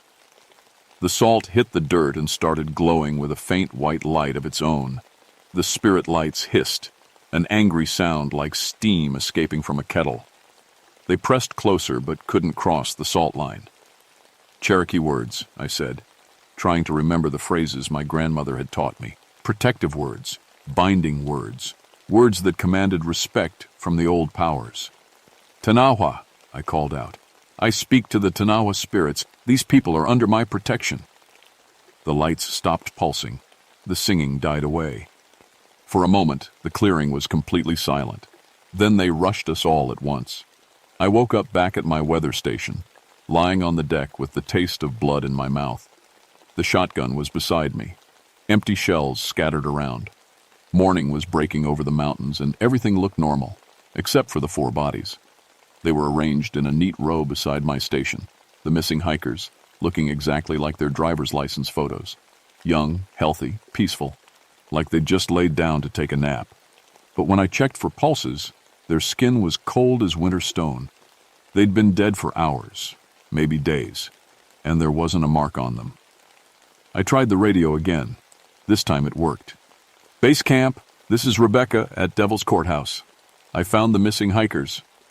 Rebecca, thank God. We've been trying to reach you all night. Are they okay? I looked at the 4 bodies. So young, and still. They're going to need the coroner, not the rescue team. What happened?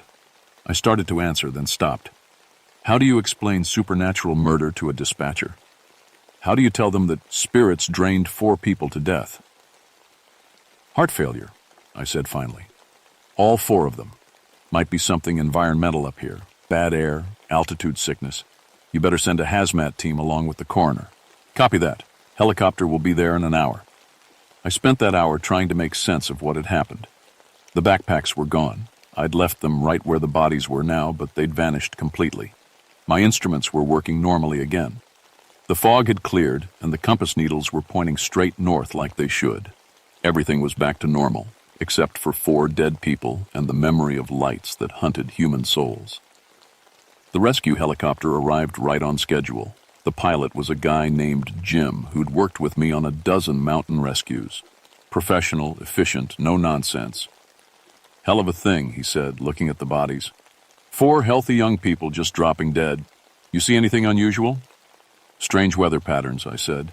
Electromagnetic interference. Could have affected their heart rhythms. Jim nodded like that made sense. The coroner's team loaded the bodies into the helicopter and flew them down to Asheville for autopsy. The official report would say cardiac arrest, cause unknown, case closed. But I knew better, and I knew the lights weren't done with me. They came back the next night. This time I was ready. I'd driven down to the Cherokee Reservation and talked to Joseph Walkingstick, an elder who knew the old stories better than anyone. Witch lights, he said when I described what I'd seen. Not Cherokee spirits, something older. They were here before we were, sleeping in the deep places of the mountain. White man's roads and buildings woke them up, made them angry. How do you fight them? You don't fight them. You make them remember what they used to be. They were guardians, once protectors of sacred places. But anger twisted them, made them hungry for life instead of defending it. He gave me a pouch of special tobacco, some white sage, and a piece of black flint carved with symbols I didn't recognize. Burn the tobacco and sage together, he said. Hold the flint stone and speak to them with respect. Remind them of their true purpose. If they listen, they might let you live. I drove back up to Devil's Courthouse that evening with Joseph's gifts and a heart full of doubt. The sun was setting behind the peaks, painting the sky the color of old blood. The lights were waiting for me. They rose up from the forest as soon as I parked at the weather station. Dozens of them, maybe hundreds, more than I'd ever seen before. They surrounded the building, pulsing and singing, calling to something deep in my bones. I stepped out onto the deck with the tobacco and sage in one hand, the flint stone in the other. "I know what you are," I said to the lights. "I know what you used to be." They pressed closer, and I felt that familiar tugging at my life force. But this time I didn't fight it. I let them feel my memories, my grandmother's stories, my years in these mountains, my love for the wild places that were disappearing under concrete and steel. "You were guardians," I said, "protectors of the sacred peaks. The Cherokee honored you, left offerings, asked permission before entering your territory." The lights pulsed, and I felt their attention focus on me completely. "But now you're just killers. You've forgotten your purpose. You take life instead of protecting it." The singing stopped. The lights hung motionless in the air, waiting. I lit the tobacco and sage, and sweet smoke filled the night air. The scent seemed to calm the spirits. Their glow grew softer, less aggressive. "Remember," I said, holding up the flint stone. The carved symbols call at the light and seemed to glow with their own power. "Remember what you were meant to be." For a long moment, nothing happened. Then, one by one, the lights began to fade, not disappearing, transforming. The angry blue-white glow softened to warm gold, then to gentle silver. The shapes inside the spheres became clearer, and I saw them for what they really were. Faces. Ancient faces, wise and sorrowful. Spirits who had watched over these mountains for thousands of years, who had been corrupted by decades of disrespect and violation of sacred places. They were remembering themselves. But not all of them wanted to remember.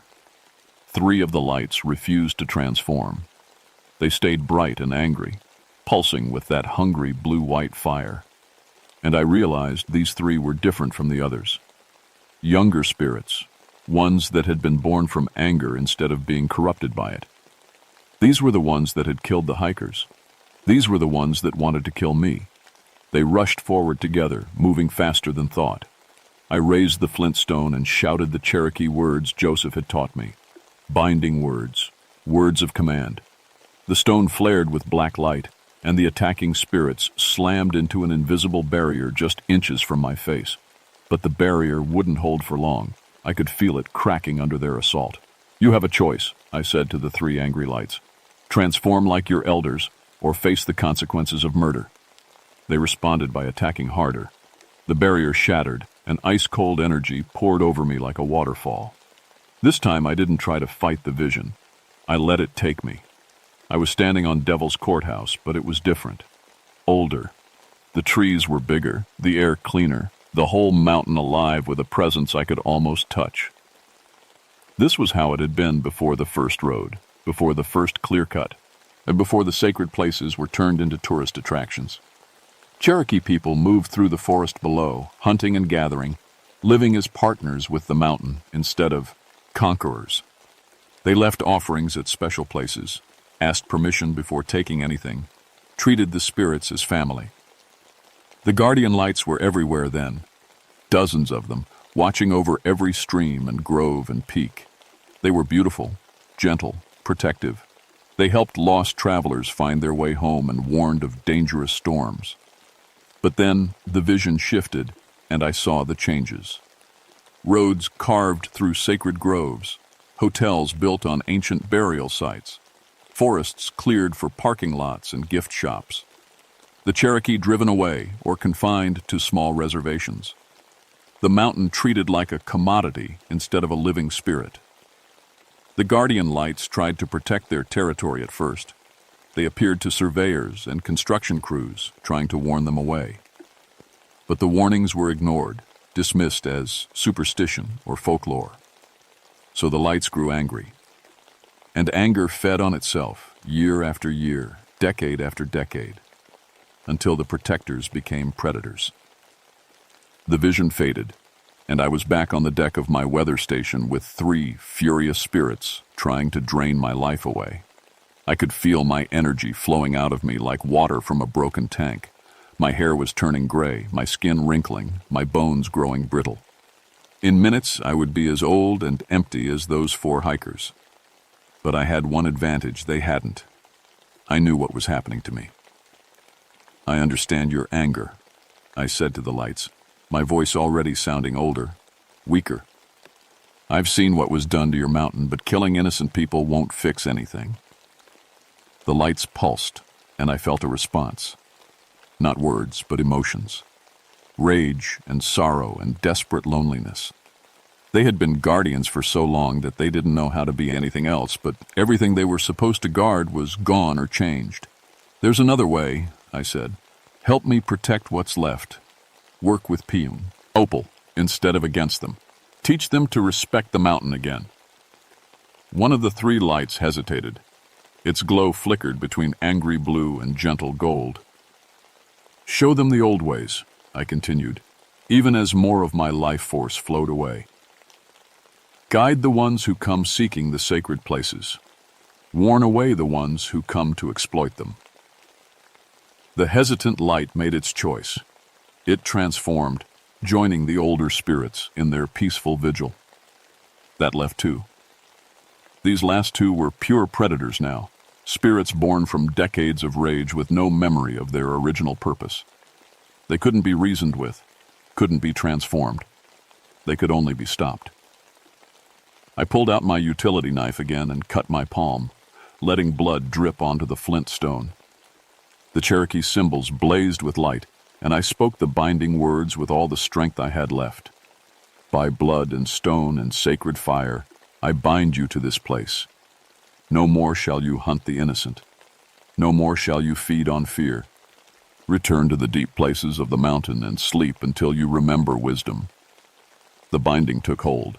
The 2 predator spirits fought against it, their light flaring brighter than ever, but they couldn't break free. Slowly, inevitably, they sank toward the earth, drawn down into the mountain's depths, where they would sleep until their anger cooled. The last thing I saw before I collapsed was the peaceful spirits, dozens of them, surrounding me with warm, golden light, protecting me as I had protected them. I felt my life force slowly return. Not all of it, not enough to undo the aging I'd suffered, but enough to survive. When I woke up, the sun was rising over a quiet mountain. The spirits were gone, back to their eternal watch.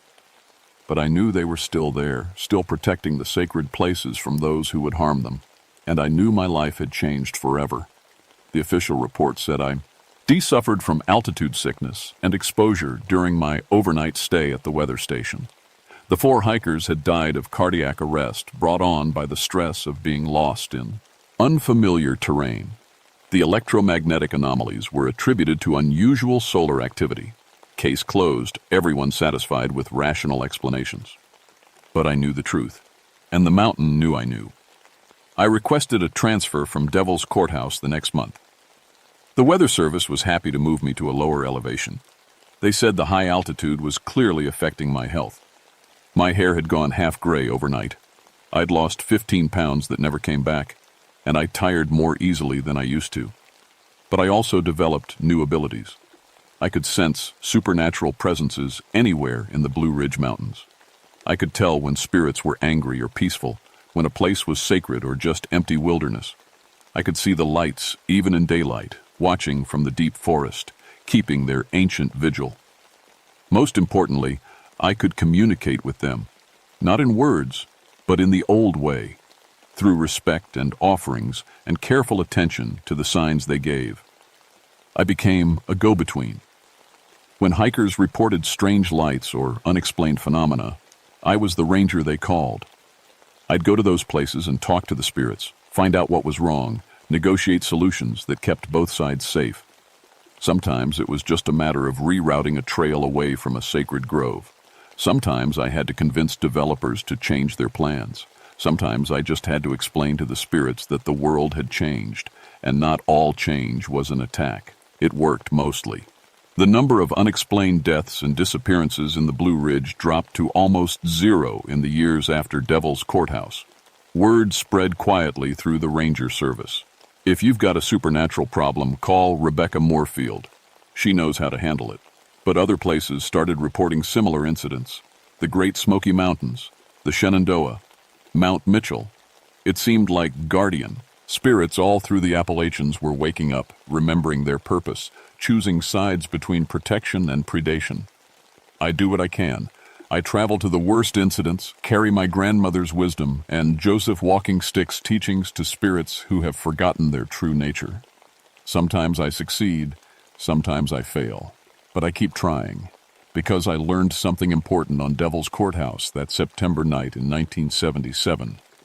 The supernatural world isn't separate from our world, it's part of it, woven through it like roots through soil. We can pretend it doesn't exist, dismiss it as folklore and superstition, but that just makes it angry. Better to acknowledge it, better to show respect, better to remember that we're not the only intelligences sharing this planet. The Cherokee knew that, my grandmother knew that, now I know it too. So if you're ever hiking in the Blue Ridge Mountains and you see lights that don't behave like they should, lights that dance between the trees or follow you on the trail, don't run.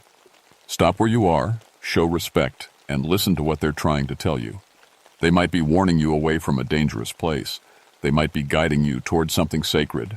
Or they might just want acknowledgement that they exist, that they have a right to be here too. Whatever you do, don't ignore them. Don't dismiss them as tricks of the light or overactive imagination. The spirits of the mountains are real. They're watching. And after decades of being forgotten, they're finally ready to be remembered. Just make sure you remember them with respect. Because the alternative is what happened to those 4 hikers from Asheville. And trust me, you don't want that to be your story. My name is Rebecca Moorfield, and I've been a bridge between worlds for almost 50 years now. I'm getting old, and someday I won't be able to do this work anymore. When that day comes, I hope someone else will take up the responsibility. Someone who understands that the mountains are alive, that they have guardians, and that those guardians are willing to work with us if we're willing to work with them. Until then, I keep making my rounds, checking on the sacred places, talking to the spirits, making sure the peace holds. Because some truths are too important to let die with the people who learned them, and some lights are meant to guide us home, not lead us astray. Remember that, next time you see something impossible dancing in the darkness between the trees.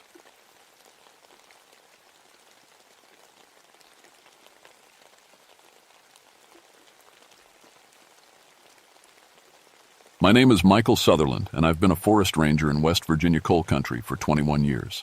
I've sealed 156 abandoned mines, pulled bodies from cave-ins, and walked through places most folks wouldn't go in broad daylight. I thought I'd seen everything these mountains could throw at me. I was wrong. See, I grew up in these hills. My daddy worked the mines, just like his daddy before him. Lost my father to a roof collapse when I was 12. 37 men went down that day, but only 6 came back up. That's when I decided I'd spend my life making these old mines safe, so no other kid would lose their dad the way I did. People around here tell stories about the Wendigo, some old Native American legend about cannibals turning into monsters. Always figured it was just talk, something to scare kids away from wandering too far into the woods. Hell, I'd heard every ghost story, every local legend, every tale about things that go bump in the night. After 2 decades of walking through places where men died screaming, I thought I knew the difference between real danger and campfire stories. Coalwood Hollow sits about 35 miles northeast of my station, deep in the Monongahela National Forest. Used to be a thriving mining town back in the day, maybe 300 folks living in those little company houses, all of them depending on the mines for their bread and butter. Then came 1965. Cave-in trapped 31 miners in the deepest shaft. Took the rescue teams 4 days to reach them, but by then it was too late. They never did recover all the bodies. The shaft was too unstable, too dangerous. Companies sealed it up with concrete and steel, marked it off limits, and that was that. The town died slow after that. families moving away one by one until the state finally evacuated what was left in 1979. I'd been through Coalwood plenty of times over. Or the years, checking the old mine seals, making sure nobody was trying to get inside. Standard procedure. The concrete barriers were solid, the warning signs still posted. Nothing but empty houses with broken windows and doors hanging off their hinges. That was before February 1985. The cold snap hit us harder than anything in recorded history. Temperatures dropped to 20 below zero and stayed there for weeks. The kind of cold that freezes your spit before it hits the ground, that makes your breath feel like glass in your lungs. That's when I got the call about the environmental survey team. Dr. Sarah Chen and her 3-person crew had been doing water table measurements around the old mining sites, checking for contamination. They'd radioed in their position 6 days earlier, said they were setting up base camp in Coalwood to ride out the storm. Should have been back in contact within 48 hours. Nothing. Their families were getting worried. The state police were snowed in. That left me. I loaded up my truck with emergency gear, extra food, medical supplies, and enough fuel to run the heater for 3 days if I got stuck. The drive up to Coalwood usually took about an hour, but the roads were buried under 4 feet of snow. Took me 6 hours of careful driving, using chains and 4-wheel drive the whole way. The town looked different in all that snow. Peaceful, almost. Like somebody had thrown a clean white blanket over all the decay and abandonment. The old company houses stood in neat rows, their roofs heavy with snow, their windows dark as dead eyes.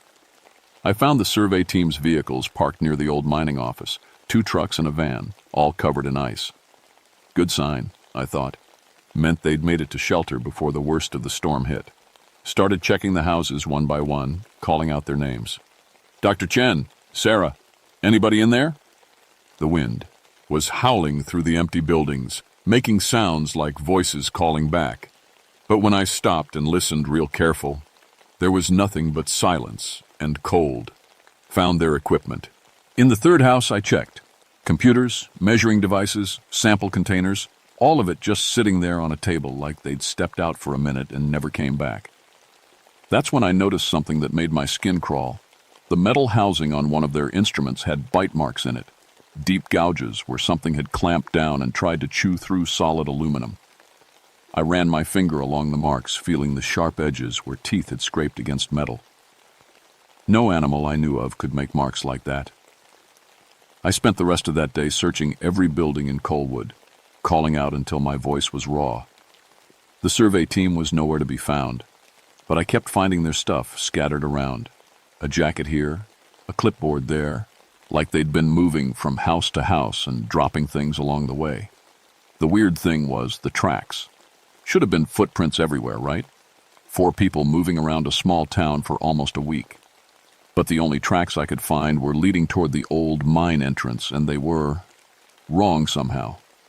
Started out normal enough. Boot prints in the snow, heading from the houses toward the mining site. But as I followed them, they got stranger. The prints got longer, deeper. Like whoever was making them was stretching out their legs with each step, taking bigger and bigger strides. By the time I reached the mine entrance, the prints were 8 feet apart. No human being could walk like that. The mine shaft was sealed up tight, just like it had been for the past 20 years. Concrete barrier, steel reinforcement, warning signs in 3 languages.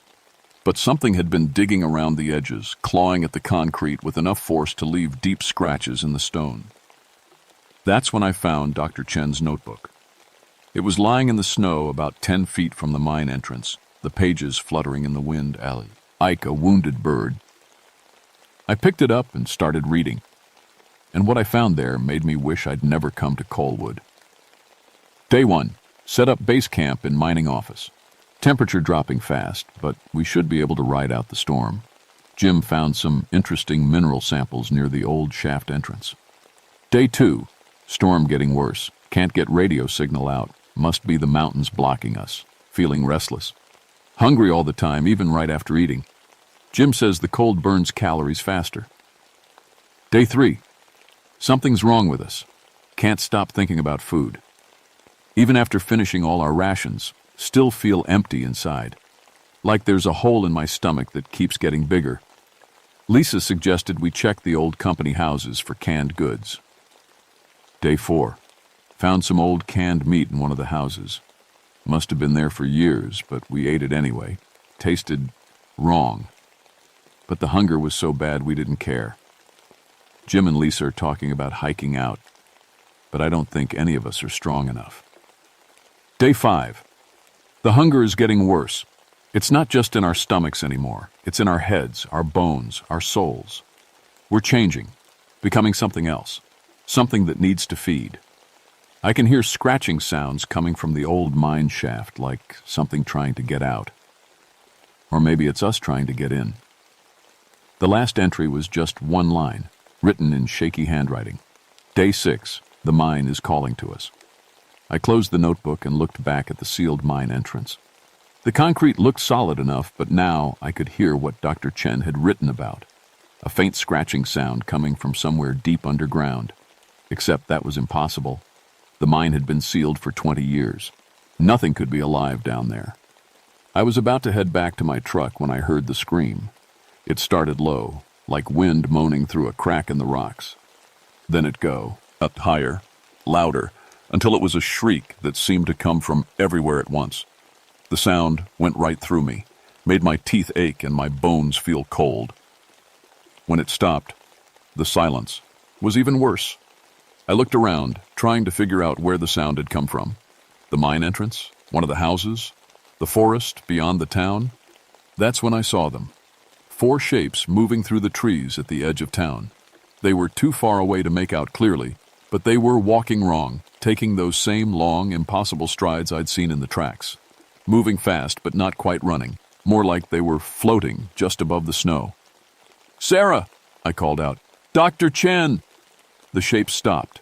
4 pairs of eyes turned toward me, reflecting light like an animal's eyes in the dark. Then they started moving again, heading straight for me. I ran, made it back to my truck and locked the doors, hands shaking so bad I could barely get the key in the ignition. The engine turned over on the 3rd try, and I gunned it out of there, fishtailing in the snow as I headed for the main road. But as I drove away, I could see them in my rearview mirror. 4 tall figures standing in the middle of the road, watching me go. They didn't look human anymore. I should have kept driving, should have gone straight back to my station and called for backup. But I couldn't get Dr. Chen's notebook out of my head. Couldn't stop thinking about what might have happened to those people. So I stopped at the ranger station about 10 miles down the mountain and called State Police Corporal Lisa Manning. We'd worked together before on missing persons cases, and I trusted her to keep an open mind about weird situations. "Mike, you sound scared," she said after I'd told her what I'd found. "That's not like you." "I am scared, Lisa. Something bad happened up there, something that doesn't make sense." She agreed to meet me at the station, and we drove back to Colwood together in her cruiser. By then it was getting dark, and the temperature was dropping even more. "You really think they're still alive?" Annalisa asked as we pulled into town. I looked at the mine entrance where 4 sets of those impossible tracks led right up to the concrete barrier, and then disappeared.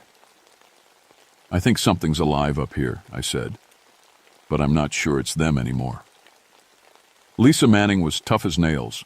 Had to be, working state police in rural West Virginia. But when she saw those tracks leading to the mine entrance, I watched her face go pale. "Those aren't human footprints," she said, kneeling down to get a closer look. "No way a person could make strides that long." "That's what I tried to tell myself," I said. "But I saw them, Lisa. 4 shapes moving through the trees like they were floating." She stood up and brushed snow off her knees. "Let's check the houses again. Maybe they're holed up somewhere, sick or hurt." We split up to cover more ground. I took the north side of town while Lisa checked the south. Each house was the same, empty, cold, filled with shadows and the sound of wind whistling through broken boards. I was coming out of the old barber shop when I heard Lisa scream. Not a surprised yell or a call for help, a full-throated, terror-filled scream that cut through the night air like a knife. I ran toward the sound, my boots slipping on the icy ground, my heart pounding against my ribs. Found her standing in front of the old church, her flashlight beam shaking as she pointed at something in the snow. It was a human arm, just lying there, torn off at the shoulder, the bone showing white against the red meat. The fingers were still wearing a wedding ring, a simple gold band that caught the light from our flashlights. "Dr. Chen," Lisa whispered. She was married." I knelt down next to the arm, trying not to look too close at where it had been ripped away from the body. The wound wasn't clean like a knife cut or jagged like an accident. It looked like something had grabbed hold and twisted until the joint gave way. "Where's the rest of her?" Lisa asked. That's when we heard the laughter. It came from somewhere behind the church, high and wild and completely wrong. Not human laughter, more like the sound a coyote makes when it's found something dead and rotten to eat. But mixed in with that animal sound were voices, words we could almost understand. "Hungry," one of them said. "So hungry." "More," said another. "Need more." Lisa had her gun out, hands steady despite what we'd just found. "Police, come out with your hands visible." The laughter got louder, and then we saw them. 3 shapes came around the corner of the church, moving in that same wrong way I'd seen earlier. They might have been human once, but not anymore. They were tall, maybe 8 feet, and so thin they looked like scarecrows made of bones and rags. Their skin was gray-white, stretched tight over their skulls, and their eyes glowed yellow in the dark. But the worst part was their mouths. Lipless grins full of teeth that were too long, too sharp, like somebody had filed them to points. And when they smiled at us, I could see bits of red meat stuck between the yellowed enamel. "Jim Morrison," one of them said in a voice like gravel and wind. That was his name, the one who tasted the best. Lisa fired 3 shots, center mass, perfect grouping. The bullets went right through the things like they were made of smoke. They didn't even flinch. "Run," I said. We ran. Made it maybe 50 yards before one of them got in front of us, moving faster than anything had a right to move. It reached out with arms that were too long, fingers that ended in black claws, and grabbed Lisa by the throat. "Pretty," it said, tilting its head like a bird studying a worm. "Young. Lots of meat on the bones." I swung my flashlight at its head, putting all my weight behind it. The metal cracked against its skull with a sound like breaking glass, and for a second the thing let go of Lisa and staggered backward. "The truck!" I yelled, and we ran again. This time we made it to Ice's cruiser before they caught up. She had the engine running and the doors locked when all 3 of them surrounded the vehicle, pressing their faces against the windows and leaving smears of something dark and wet on the glass. "Let us in," one of them said, its voice muffled by the glass. "We just want to talk." Its hand left a perfect print on the window, 5 fingers, but each one had too many joints, bending in ways that made my stomach turn. Lisa put the car in reverse and floored it, but the snow was too deep and the tires just spun. We were stuck. "The radio," I said. "Call for backup." Lisa grabbed the handset and tried to raise the dispatcher, but all we got was static. The things outside were laughing again, tapping on the windows with their claws, making sounds like fingernails on a chalkboard. "No signal," she said. "We're cut off." That's when I remembered something from Dr. Chen's notebook, the scratching sounds coming from inside the sealed mine.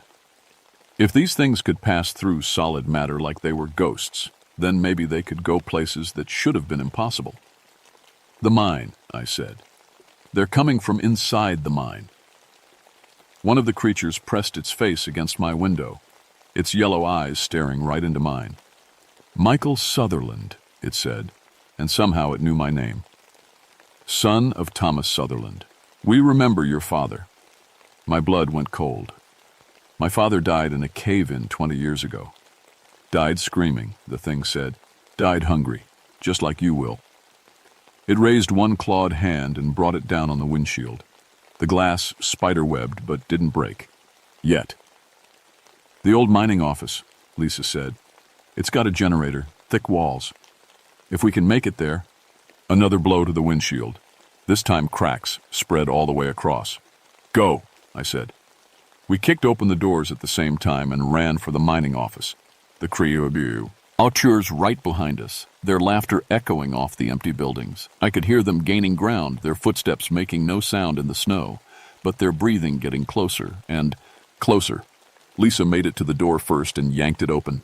I dove through just as claws raked across my back, tearing through my coat and into the skin underneath. We slammed the door and threw the deadbolt, then dragged a filing cabinet in front of it for good measure. Outside, the things were scratching at the walls, testing the windows, looking for a way in. But the mining office had been built solid. Thick walls, small windows with heavy glass, steel-reinforced doors. For now, we were safe. "You're back," Lisa said, and I could feel warm blood soaking into my shirt. "I'll live," I said, though the scratches burned like fire. "Question is, for how long?" That's when we found the fourth member of Dr. Chen's team. The body was in the corner of the mining office, covered by an old tarp. At first glance, it looked like somebody had just thrown a blanket over a pile of bones, but when Lisa pulled back the canvas, we saw what was left of Lisa Torres, the team's geologist. Most of her was gone. What remained had been picked clean, like something had taken its time with the meal. But her face was still intact, frozen in an expression of absolute terror. Her eyes were wide open, staring at the ceiling, and her mouth was stretched wide like she'd died screaming. "Jesus," Lisa whispered, and I could hear her fighting not to throw up. But it wasn't the body that made my blood run cold. It was what was written on the wall above it, scratched into the concrete with something sharp. "The hunger grows." Below that, in the same jagged letters, "They came for us in the dark, made us eat, made us change, made us hungry for more." And at the bottom, in handwriting, I recognized from Dr. Chen's notebook, "We're sorry. We couldn't stop it." The scratching outside was getting louder, more insistent. Through the small window, I could see shapes moving in the darkness, testing the walls, looking, for weaknesses. "What are they?" Lisa asked. I thought about the stories my grandfather used to tell, the ones I'd dismissed as folklore and superstition, about the Wendigo, the cannibal spirits that haunted the deepest parts of the forest, about how hunger could drive men to do things that changed them forever. "You remember the mine disaster in 1965, I said. 31 miners trapped in the deepest shaft for 4 days. Lisa nodded. "What if they didn't all die right away? What if some of them were still alive down there with no food, no water, no way out? What if they got so hungry that they—" I didn't finish the sentence. Didn't need to. "Cannibalism," Lisa said. "That's just a story." "Is it? Look around you. Look at what happened to Dr. Chen's team." The scratching stopped. For a moment, there was absolute silence outside, like the whole world was holding its breath. Then something spoke from right outside the window. "Michael." It was my father's voice, exactly like I remembered it. "Michael, son, I'm hurt. I need help." I knew it wasn't really him. Knew he'd been dead for 20 years. But hearing that voice, the way he used to call for me when I was a kid, made my chest tighten up with old grief and guilt. "Don't listen," Lisa said, but her voice sounded far away. "I've been waiting for you down here," my father's voice continued. "Waiting in the dark. It's cold, son. So cold and so hungry." I walked toward the window like I was sleepwalking, my hand reaching for the latch. "Mike!" Lisa grabbed my arm, and the sound of her voice snapped me back to reality. Outside, the thing that was wearing my father's voice laughed. "Almost had you," it said. And now it sounded like the creature again, all gravel and wind. That's when the lights went out. The generator had been running steady since we'd gotten inside, but now it sputtered and died, leaving us in complete darkness except for the weak beam of our flashlights. The creatures outside started laughing again, a sound like breaking glass and dying animals. "They cut the fuel line," Lisa said. "Something hit the front door so hard that the whole building shook. Then again, the filing cabinet we'd pushed against it scraped across the floor." "Back door," I said. We made our way through the office in the dark, using our flashlights to navigate around desks and equipment. Behind us, the front door was starting to splinter. The back door was solid steel, but when I tried the handle, it was unlocked. We stepped out into the alley behind the building, and for a moment I thought we were clear. Then I saw the mine entrance, maybe 100 yards away. The concrete seal that had been intact for 20 years was broken open, cracked down the middle like an eggshell, and coming up out of that hole in the ground were more shapes, tall and wrong and hungry. Dozens of them. The mine, Lisa breathed. They're all coming out of the mine. That's when I understood. The disaster in 1965 hadn't killed the miners. It had changed them, turned them into something else, something that could survive in the dark and cold for decades, feeding on whatever stumbled into their territory. Dr. Chen's team hadn't just gotten lost in the storm. They'd been hunted, infected, transformed. And now, they were part of the pack. The truck, I said. If we can make it to the truck. One of the creatures stepped into the alley behind us, blocking our escape route. In the light from my flashlight, I could see its face clearly for the first time. It had been Dr. Chen. I could still see traces of the woman she'd been in the shape of the skull, the color of her hair. But everything else was wrong. Her skin was gray and stretched tight, her eyes glowed yellow, and her mouth was full of those sharp, filed teeth. "Michael," she said in a voice like rustling leaves, "you came back for us." That was kind. "Sarah," I said, trying to reach whatever part of her was still human. "Fight it. You don't have to be two. His." She tilted her head, considering. "But I'm so hungry," she said, "and you look so warm." She took a step toward us, and I did the only thing I could think of. I pulled out the emergency flare from my belt and popped it. Red light flooded the alley, and Dr. Chen Thing screamed and staggered backward, raising her hands to shield her eyes. "The light," Lisa said. "It hurts them." I threw the flare as hard as I could toward the mine entrance, and for a moment all the creatures scattered, retreating from the bright red glow. We ran for the truck while they were distracted, but I knew we only had minutes before the flare burned out. Lisa got the engine started while I scraped ice off the windshield with my bare hands. Behind us, the creatures were regrouping, moving around the edges of the flare's light like wolves circling a campfire. "Drive," I said, jumping into the passenger seat. Lisa hit the gas and we roared out of town, sliding and fishtailing on the icy road but somehow keeping control.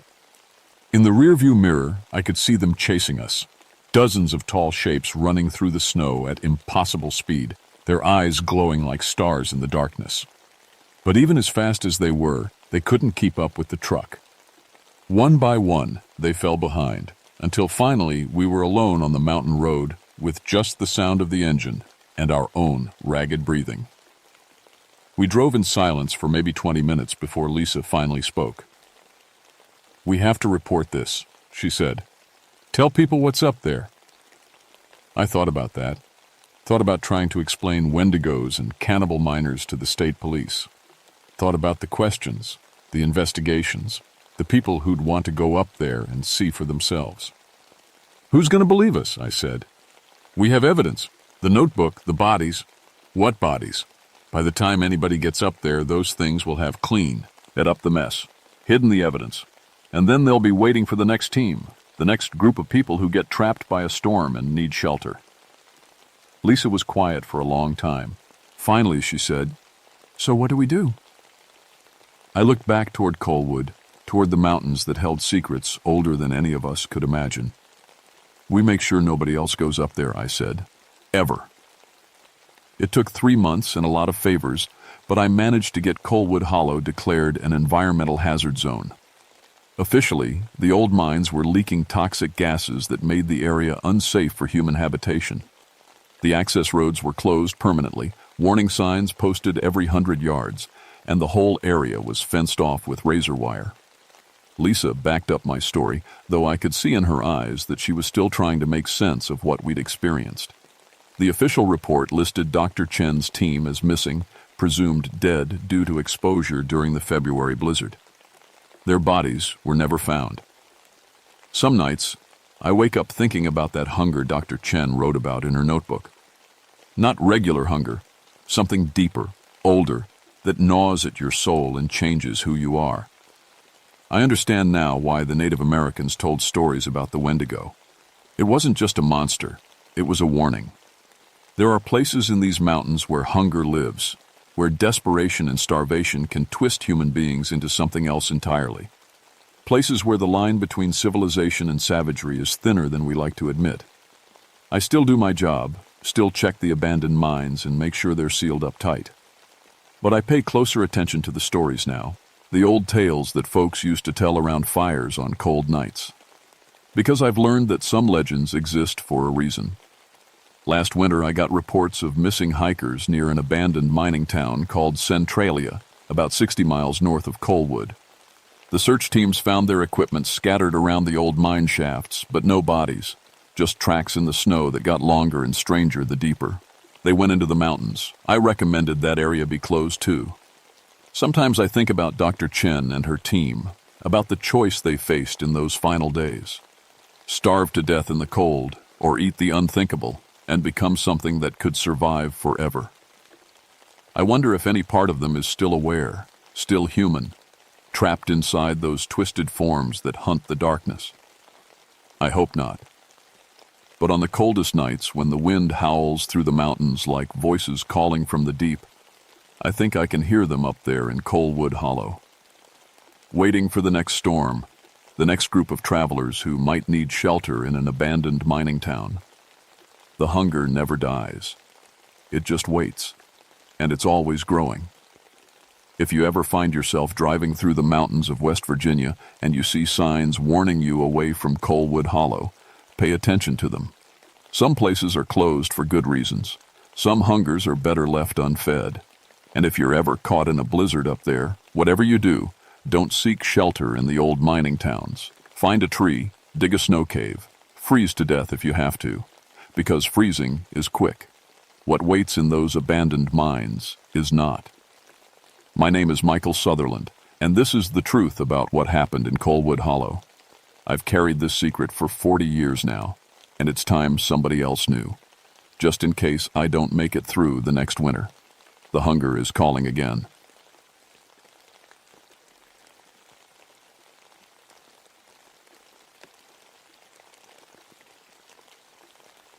My name is Jonathan Ashford, and I've been a ranger in the North Georgia mountains for 16 years.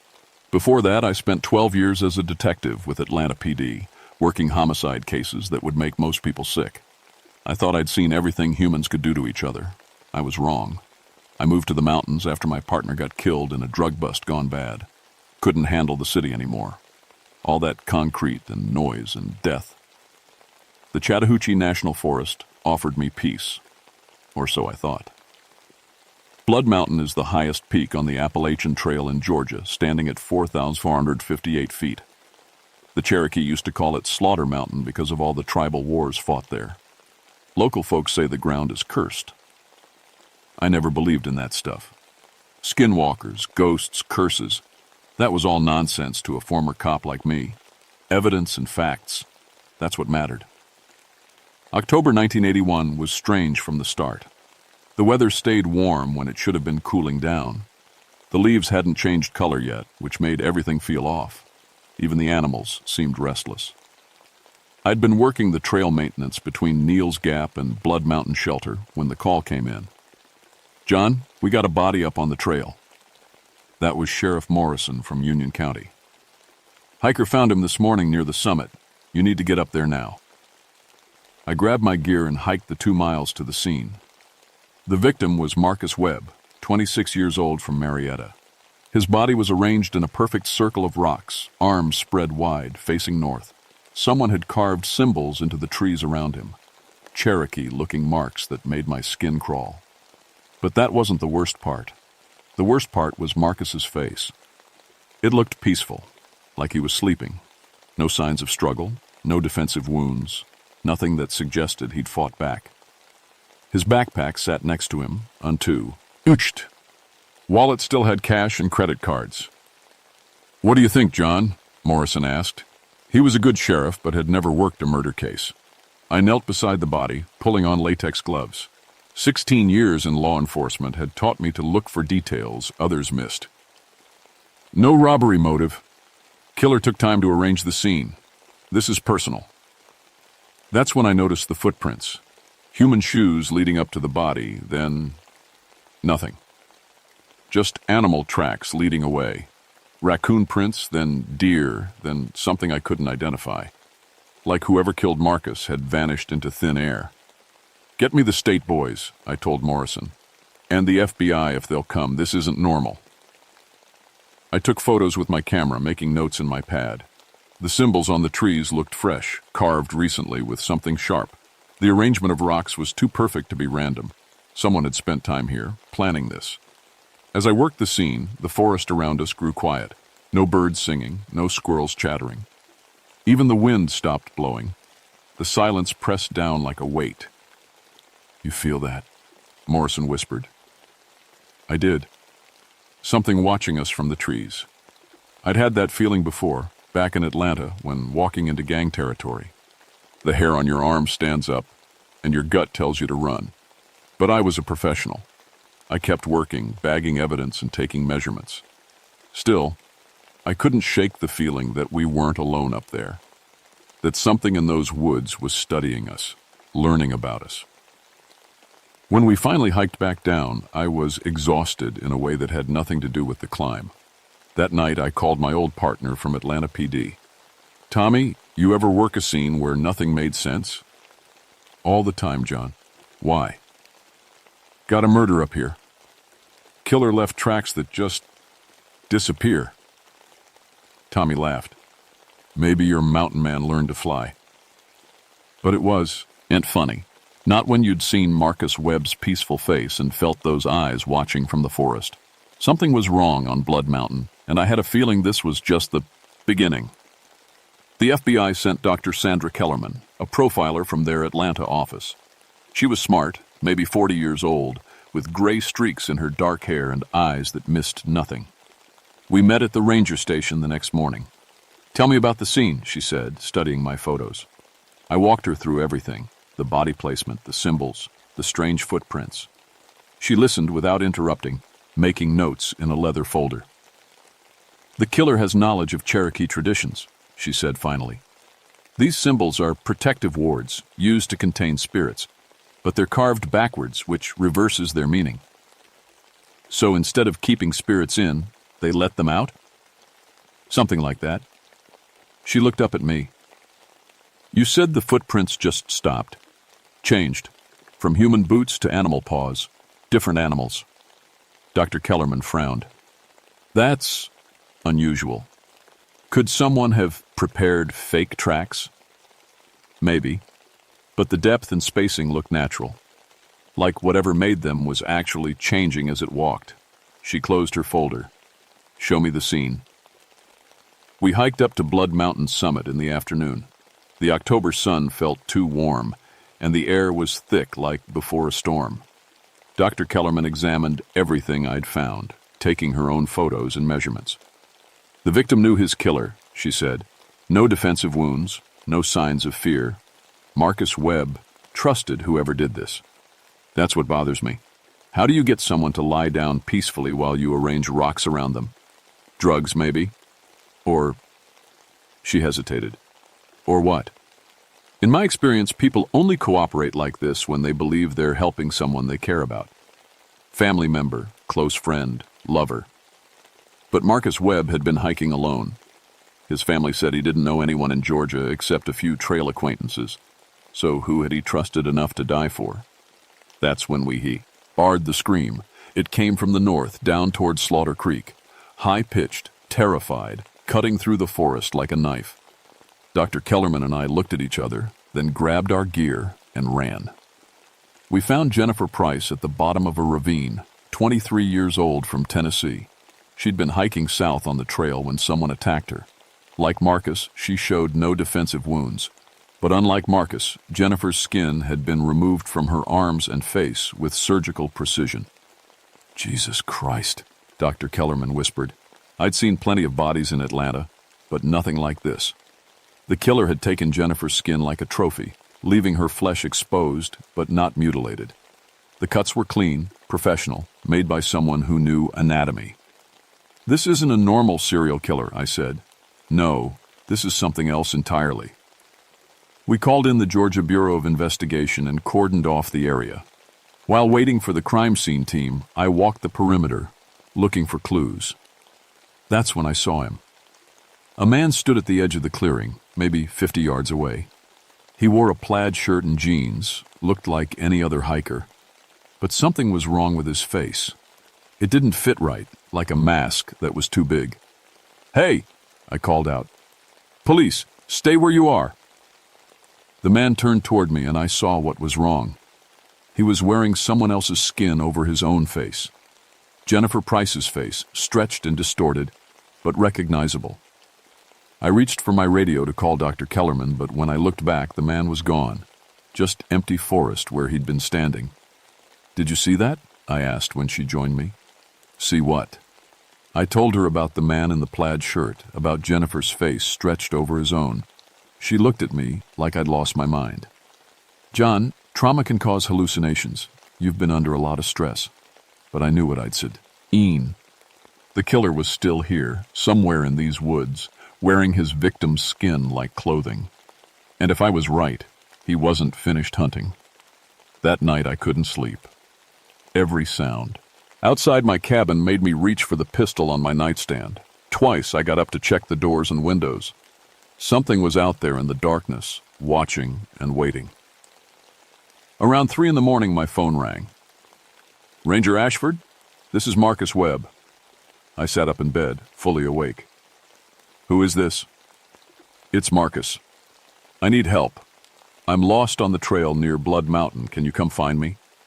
The voice was perfect, exactly how Marcus had sounded when I'd interviewed his family. But Marcus Webb was dead. I'd seen his body myself. "Where are you calling from?" I asked.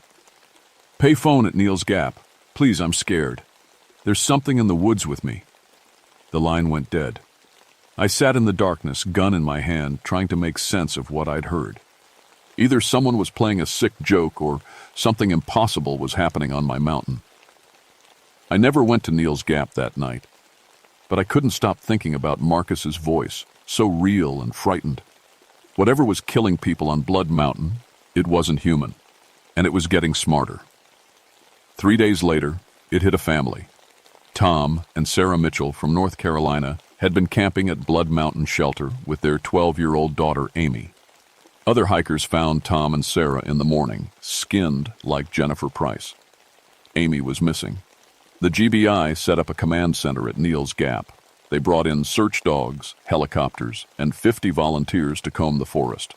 Dr. Kellerman coordinated with local police while I guided search teams through the backcountry.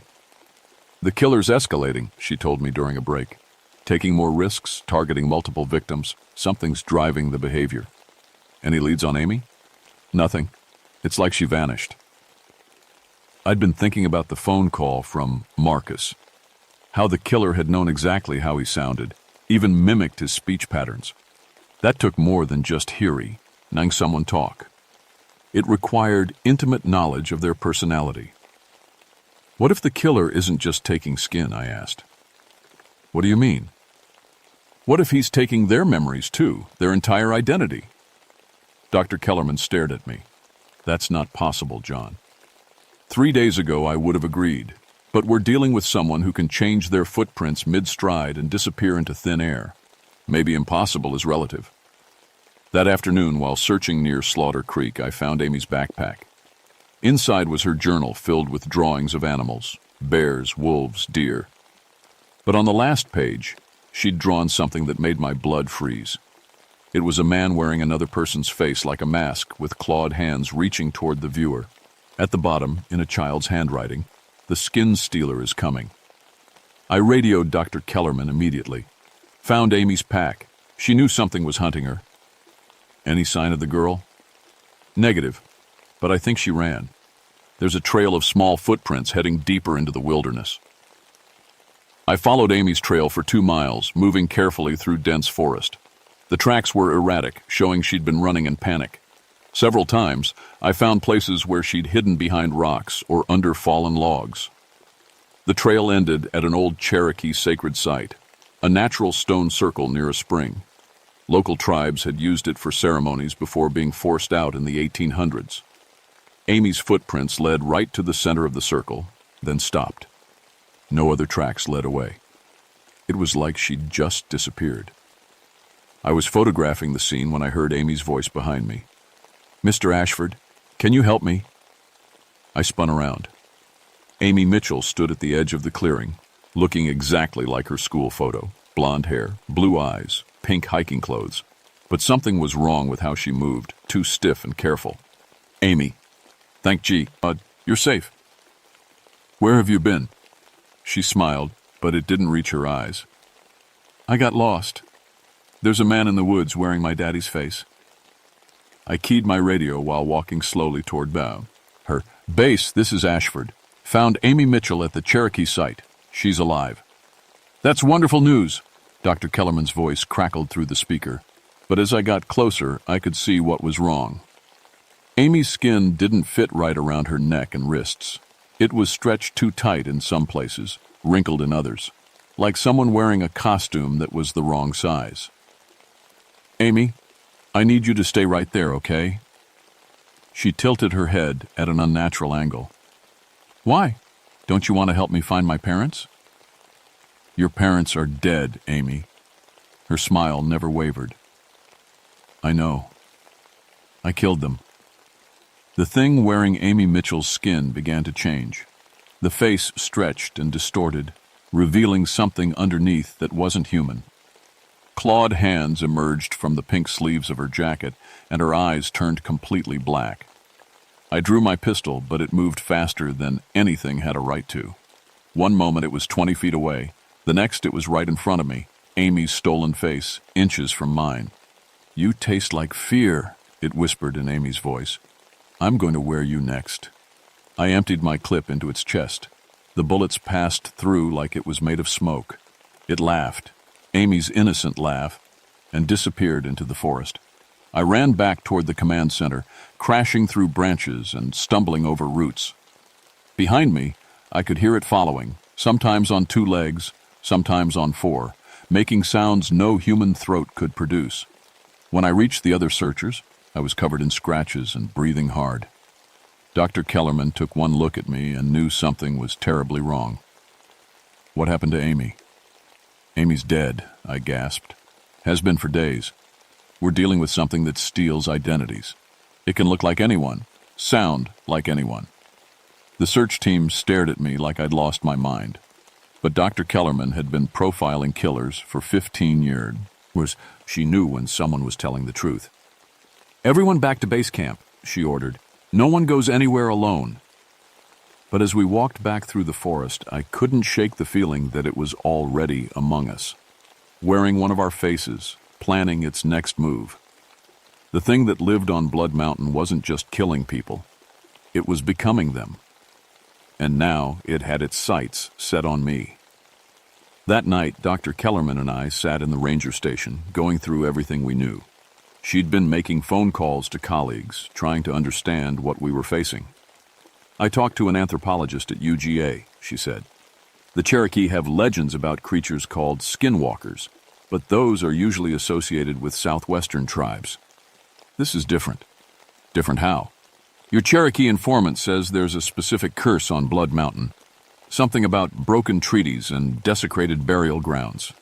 The creature is bound to this area. So it can't leave?" "Not permanently. But John, there's something else. The anthropologist says these entities don't just steal skin. They absorb memories, personalities, everything that makes someone who they are." That explained the phone call from Marcus and how the thing had known Amy's mannerisms perfectly. It wasn't just wearing their bodies like costumes. It was becoming them completely. "How do we stop it?" "There are purification rituals, but they require—" She stopped talking. Her eyes were fixed on something behind me. I turned around and saw myself standing in the doorway. Same uniform, same face, same scar on my left hand from a childhood accident. The other me smiled and walked into the room. "Evening, Sandra," it said in my voice. "Sorry I'm late. Had to take care of some business in the woods." Dr. Kellerman's hand moved slowly toward her weapon. "Which one of you is real?" "I am," we both said at the same time. "Me?" The fake Jonathan laughed. "This is fun. Sandra, did you know John here killed a child in Atlanta? Shot a 12-year-old during a drug raid. That's really why he left the force. That's not true, I said. But the thing knew details about my past that I'd never told anyone. Private moments, secret shames, things locked in my memory. Tell her about your partner, John. How you froze up when the shooting started. How Tommy died because you were too scared to move. Dr. Kellerman looked between us, trying to decide who was real. The creature had my memories, my voice, even my guilt. It was a perfect copy in every way that mattered. Sandra, listen to me, I said. Earlier today, you told me about your daughter, Emma. You said she was starting college at Georgia Tech. The fake me nodded. That's right. Emma's studying engineering. You don't have a daughter, I told Dr. Kellerman. You told me you never had kids because of your career. Her face went white. She drew her pistol and aimed it at the fake Jonathan. The thing wearing my face began to change. My features melted and shifted, cycling through its other stolen identities. Marcus Webb, Jennifer Price, Amy Mitchell, Tom and Sarah Mitchell. It showed me every person it had killed and absorbed. You can't stop me, it said in Amy's voice. I've been here for 200 years, feeding on travelers who disrespect the mountain. The Cherokee curse will protect me. Maybe, I said, pulling out the leather pouch I'd gotten from Joe Crow Feather, a Cherokee elder who lived near the reservation. But curses work both ways. I opened the pouch and threw white sage into the air. The creature screamed, a sound like metal tearing, and stumbled backward. Its stolen faces began peeling away like old paint. Sacred tobacco and white sage, I said, advancing on it. Joe told me how to break the binding. You're not Cherokee, are you? You're something else entirely, something that got trapped here when the tribes were driven out. The entity's true form was finally revealed, something ancient and hungry, with too many Ethan eyes like black holes. It had been feeding on human identity for centuries, but the Cherokee wards had kept it contained to this one mountain. The treaties weren't just about land, I continued, throwing more sage. They were about keeping things like you locked away from innocent people. It lunged at me with claws extended, but the sacred smoke made it weak and clumsy. I tackled it to the ground, pressing the burning sage against what might have been its chest. The creature's scream shattered every window in the ranger station. It clawed at me desperately, trying to steal my face one last time. But the ritual was working. I could see it being pulled back into whatever dark place it had come from. This isn't over, it hissed. There are others like me, older things, hungrier things. Then it was gone, leaving only the smell of burned sage and the echo of inhuman screams. Dr. Kellerman lowered her weapon, hands shaking. Is it dead? Vanished, for now. I looked at the broken windows, the claw marks on the floor. But it killed 4 people, including a little girl. That's something I have to live with. We found Amy Mitchell's body the next morning, buried in the Cherokee sacred circle. The creature had kept her alive for days, learning everything about her before finally taking her skin. She'd been 12 years old, just trying to enjoy a camping trip with her parents. The FBI classified the case as a serial killer investigation. Solved, perpetrator deceased, files sealed. Dr. Kellerman wrote a report that blamed everything on a mentally disturbed individual who'd used elaborate disguises to confuse witnesses. But she knew the truth. We both did. That was 42 years ago. I'm 85 now, retired from the Forest Service since 2003. The nightmares stopped about 20 years ago, but I still can't look at mirrors without checking to make sure my reflex matches what I expect to see. The official records say Marcus Webb, Jennifer Price, and the Mitchell family were killed by a drifter named William Hayes, who died resisting arrest. Dr. Kellerman made sure the paperwork was clean and the case stayed closed. She passed away in 2019, but we kept in touch until the end. Neither of us ever talked about what really happened on Blood Mountain, but the missing person reports never stopped. Every few years, another hiker vanishes somewhere along the Appalachian Trail corridor. Search teams find clothes, equipment, sometimes bones, never the whole person. I think the creature I banished was just one of many. The Cherokee didn't create these things. They learned to contain them. When the tribes were forced out, a lot of old knowledge went with them. Ancient wards failed, forgotten rituals were lost, and hungry things that should have stayed buried began to wake up. The Appalachian Mountains are old, older than human civilization. They've seen ice ages come and go, watched continents drift apart and crash together. In places that ancient, sometimes you find pockets where the laws of nature work differently, where things that should be myths walk around wearing human faces. I moved to a retirement community in Dahlonega after I turned 80. My cabin on Blood Mountain sits empty now, the Cherokee wards I placed around it still holding. Local hikers sometimes report strange sounds from that direction, voices calling for help, children crying in the woods.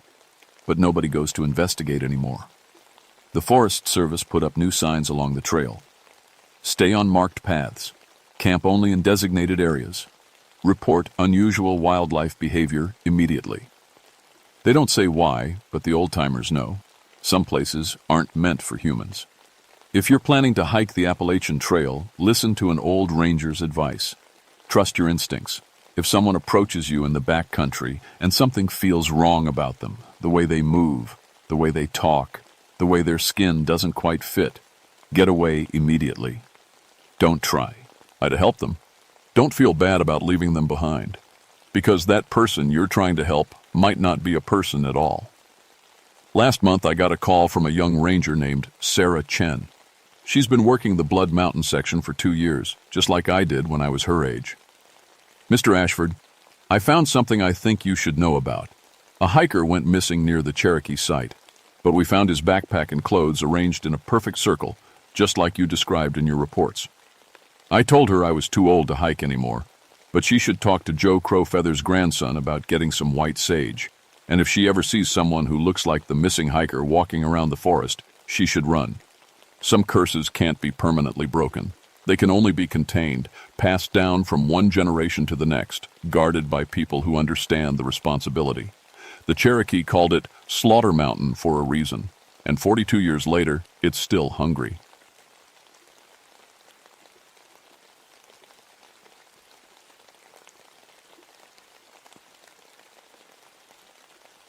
My name is Vincent Blackthorne, and I've been a park ranger for 18 years.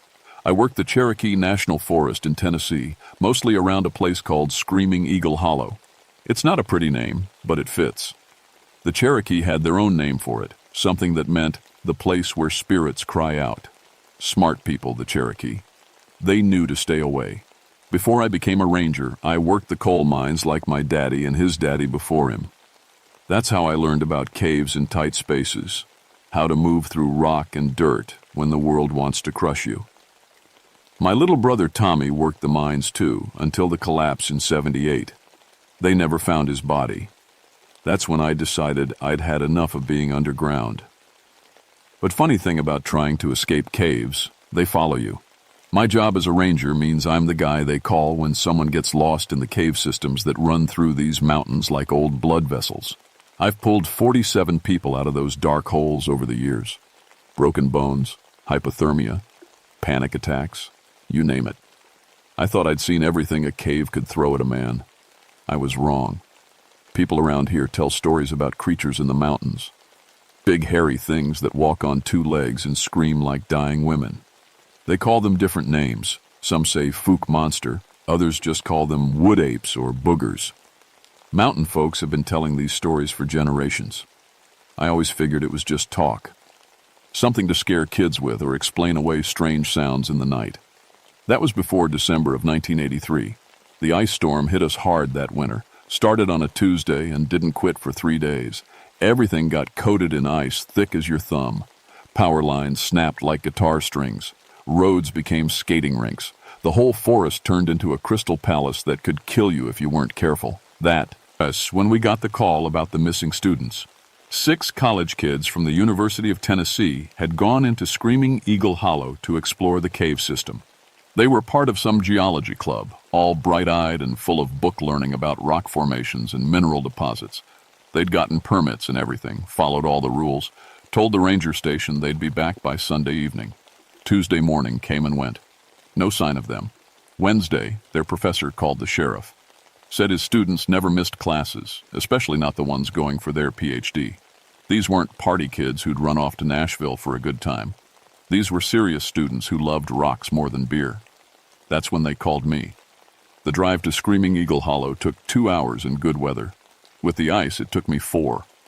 I had to stop 3 times to put chains on my tires, and even then I was sliding all over the place. The trees looked like they were made of glass, beautiful and deadly. Every few minutes I'd hear another one crack and fall, sounding like gunshots in the quiet. When I finally made it to the trailhead, I knew we had problems.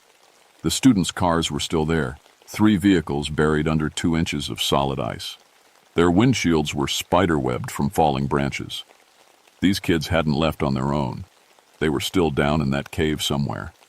I radioed back to headquarters, but all I got was static. The ice storm had knocked out most of the repeater towers. I was on my own until the weather cleared and help could get through. That should have been my first warning. In 18 years of ranger work, I'd learned to trust my gut, and my gut was telling me to walk away, get back in my truck, and wait for backup. But 6 kids were missing, and every hour that passed in December, weather meant their chances got worse. So I grabbed my gear and headed for the cave. The mouth of Screaming Eagle Cave sits about half a mile down into the hollow, hidden behind a curtain of icicles that looked like prison bars. I'd been in this cave dozens of times before, mapping passages and checking for unstable rock. It was a big system, over 3 miles of mapped tunnels with probably twice that much unexplored. Plenty of places for college kids to get lost or hurt, but something was different this time. First thing I noticed were the scratches around the cave entrance. Deep gouges in the limestone, about 4 inches wide and fresh enough that the stone dust hadn't washed away yet. I'd seen bear claws before, but these were different. Deeper, more deliberate, like something had been trying to tear its way into the rock itself. I figured maybe a black bear had decided to use the cave for winter sleeping. That would explain why the students hadn't come back out. They might be trapped deeper in the system, afraid to leave until the bear moved on. Bears got cranky when you woke them up from winter sleep. The ice had made the first 100 feet of cave treacherous as hell. Everything was slick and sharp. My headlamp beam caught the ice formations and threw crazy shadows on the walls. Beautiful and dangerous, like everything else in these mountains. About 200 feet in, the ice stopped and the cave opened up into what we called the cathedral room. Big open space with rock formations that looked like church columns. This was where most cave tours ended, where families with kids would turn around and head back to daylight. But the college students had gone deeper. I found their first marker at the entrance to the Narrows, a passage that led to the deeper cave system. They'd tied a piece of orange surveyor's tape to a rock projection, just like they were supposed to.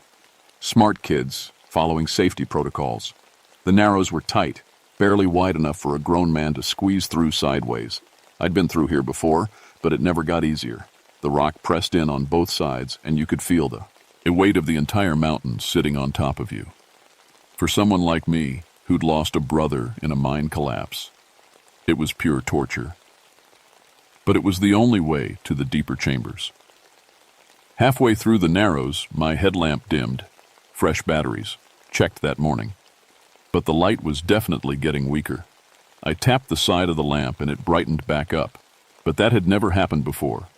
Good equipment didn't just fail for no reason. Then I heard it. A sound echoing up from the deep caves. Low and hollow, like wind blowing through a tunnel. But there was no wind down here. No air movement at all. The sound came again, longer this time, almost like something calling out. I stopped moving and listened hard. The sound didn't repeat. Maybe it was just the mountain settling, rock adjusting to the weight of all that ice on the surface. Old caves made all kinds of noises. That's what I told myself. At the end of the Narrows, I found the second marker tape. And something else. Pieces of blue fabric caught on the rough rock. University of Tennessee, blue. The fabric was torn, not cut. Like someone had been pulled through the passage too fast to be careful. That's when I started finding the drag marks. They were subtle at first, just scrapes in the limestone floor that might have been caused by heavy equipment being pulled along. But as I followed them deeper into the cave system, they got more obvious and more disturbing. These weren't tool marks. They were gouges made by something being dragged against its will, something that had been trying to grab onto the rock to stop itself from being pulled along. The marks led into a part of the cave system I'd never fully explored, a section that dropped down at a steep angle into what the old surveys marked as unknown depth, the kind of place where smart cavers turned around and went home. But the coal, ledge kids hadn't turned around, and neither could I. I followed the drag marks for another 200 feet, moving carefully down a slope that got steeper with every step. My headlamp beam couldn't reach the bottom. It just disappeared into blackness that seemed to swallow the light. That's when I found the first body. It wasn't a whole body, just pieces. I found the student's headlamp first, crushed flat against the cave wall like someone had stepped on it with incredible force. The plastic was ground into the rock. Next to it were scraps of clothing and other things I didn't want to look at too closely. But I had to. It was my job. The name tag on the jacket piece said, Jennifer Walsh, UT Geology Deptum. She'd been a real person just 4 days ago. Someone's daughter. Someone who loved rocks and wanted to understand how the earth worked. Now she was scattered across 50 feet of cave floor. I radioed for backup, but still got nothing but static. The storm had cut me off completely. I was alone in here with whatever had done this to Jennifer Walsh. The smart thing would have been to mark the location and get out. Wait for help. Let someone else deal with whatever was hunting in these caves. But there were still 5 students missing, and they might still be alive. I kept following the drag marks deeper into the mountain. The cave system opened up again into a chamber I'd never seen before. It was huge. My headlamp couldn't reach the ceiling or the far walls. The air moved differently here, like there were other passages leading off in directions I couldn't see, and it stank. The whole chamber reeked of something dead and wrong, like meat left out in the sun, but worse, older. It was a smell that made your stomach turn over and your brain scream at you to run. I found the second student near the center of the chamber. This one was more intact, but that almost made it worse. Marcus Thompson, according to his ID. He'd been arranged, set up sitting against a rock formation with his arms spread wide, like he was welcoming visitors to his nigs. Mare. His eyes were gone, and his mouth was stuffed full of small rocks. That's when I heard the sound again, the hollow, echoing call I'd heard in the Narrows. But this time it was closer, much closer, and this time it answered itself. 2 sounds coming from different directions in the darkness, one low and rumbling, like a bear's growl stretched out into a song. The other higher, more like a scream that someone had taught to carry a tune. They were talking to each other. I clicked off my headlamp and crouched behind a rock formation, trying to make myself invisible. In the absolute darkness of the deep cave, I listened to the things hunt. I could hear them moving, big things, but moving carefully, quietly. The only sound was the occasional scrape of claw on stone or the soft pad of something heavy stepping carefully through the dark. They knew I was here. After what felt like hours, but was probably only minutes, I heard them move away. The sounds faded into the distance, echoing off into passages I couldn't see. I waited another 10 minutes before turning my light back on. That's when I saw the paintings. They covered the walls of the chamber, crude images drawn in something dark and sticky. Pictures of creatures with long arms and glowing eyes, hunting humans through cave passages. The paintings were old, much older than the Cherokee settlements. Some ancient people had been here before, had met these things and tried to warn others. The paintings told a story. Humans entering the caves, the creatures taking them one by one. And at the end, a final image that made my blood freeze. A pile of human bones carefully arranged in the deepest part of the cave. And standing over it, a creature so large and terrible that whoever painted it had used the entire wall to show its full height. 9 feet tall, with arms that reached almost to the ground, covered in thick fuzz, or in standing on legs like tree trunks. But the worst part was the eyes. Even in a crude cave painting made who knows how long ago, those eyes looked intelligent, patient. These weren't just animals. They were something else. Something that could plan and think and wait. Something that had been using these caves for a very long time. I had to find the other students and get out. But as I stood up to leave, my headlamp started dimming again. And this time, tapping it didn't help. The light got weaker and weaker until I was standing in almost complete darkness, with only the faintest glow to show me where the cave walls were. That's when I heard footsteps coming back. Heavy footsteps. Moving fast. I ran. Running in a cave with a dying headlamp is like playing Russian roulette with physics. Every step could be your last if you hit a pit or a low ceiling or just trip over a rock you can't see coming. But staying put meant becoming the next arrangement in that nightmare chamber. I could hear them behind me, at least two of them, maybe more. They moved through the darkness like they owned it, which I guess they did. These caves had been their home for God knows how long. They knew every passage, every drop-off, every place where a human might try to hide. My headlamp finally gave up completely, just as I reached the entrance to the Narrows. Total darkness. The kind of black that makes you question whether your eyes are actually open. But I knew these caves too. Not as well as the creatures hunting me, but well enough. I'd been through the Narrows dozens of times. I could navigate by touch if I had to. The tight passage would slow them down if they were as big as the cave painting suggested. Maybe give me enough time to reach the surface and get help. I squeezed into the Narrows and started moving as fast as I dared. Behind me, I heard frustrated roars as the creatures tried to follow. The sound echoed through the cave system like thunder, and for a moment I thought I was safe. Then I heard something that stopped my heart. The sound of rock breaking. They were digging their way through, making the passage wider with their bare hands, tearing chunks out of solid limestone like it was wet clay. The roars got closer as they worked. I made it through the Narrows and into the cathedral room just as something massive crashed through behind me.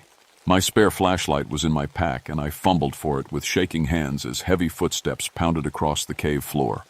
The flashlight beam came on just in time to show me my death walking toward me. 9 feet tall, just like in the cave paintings, covered in thick, reddish-brown fur that was matted with old blood and cave mud. Arms that hung almost to the ground, ending in hands tipped with claws that could tear through stone. And those eyes, amber-colored and glowing with their own light. Intelligence burned in those eyes. Ancient, patient, hungry intelligence. But what scared me most was that it wasn't alone.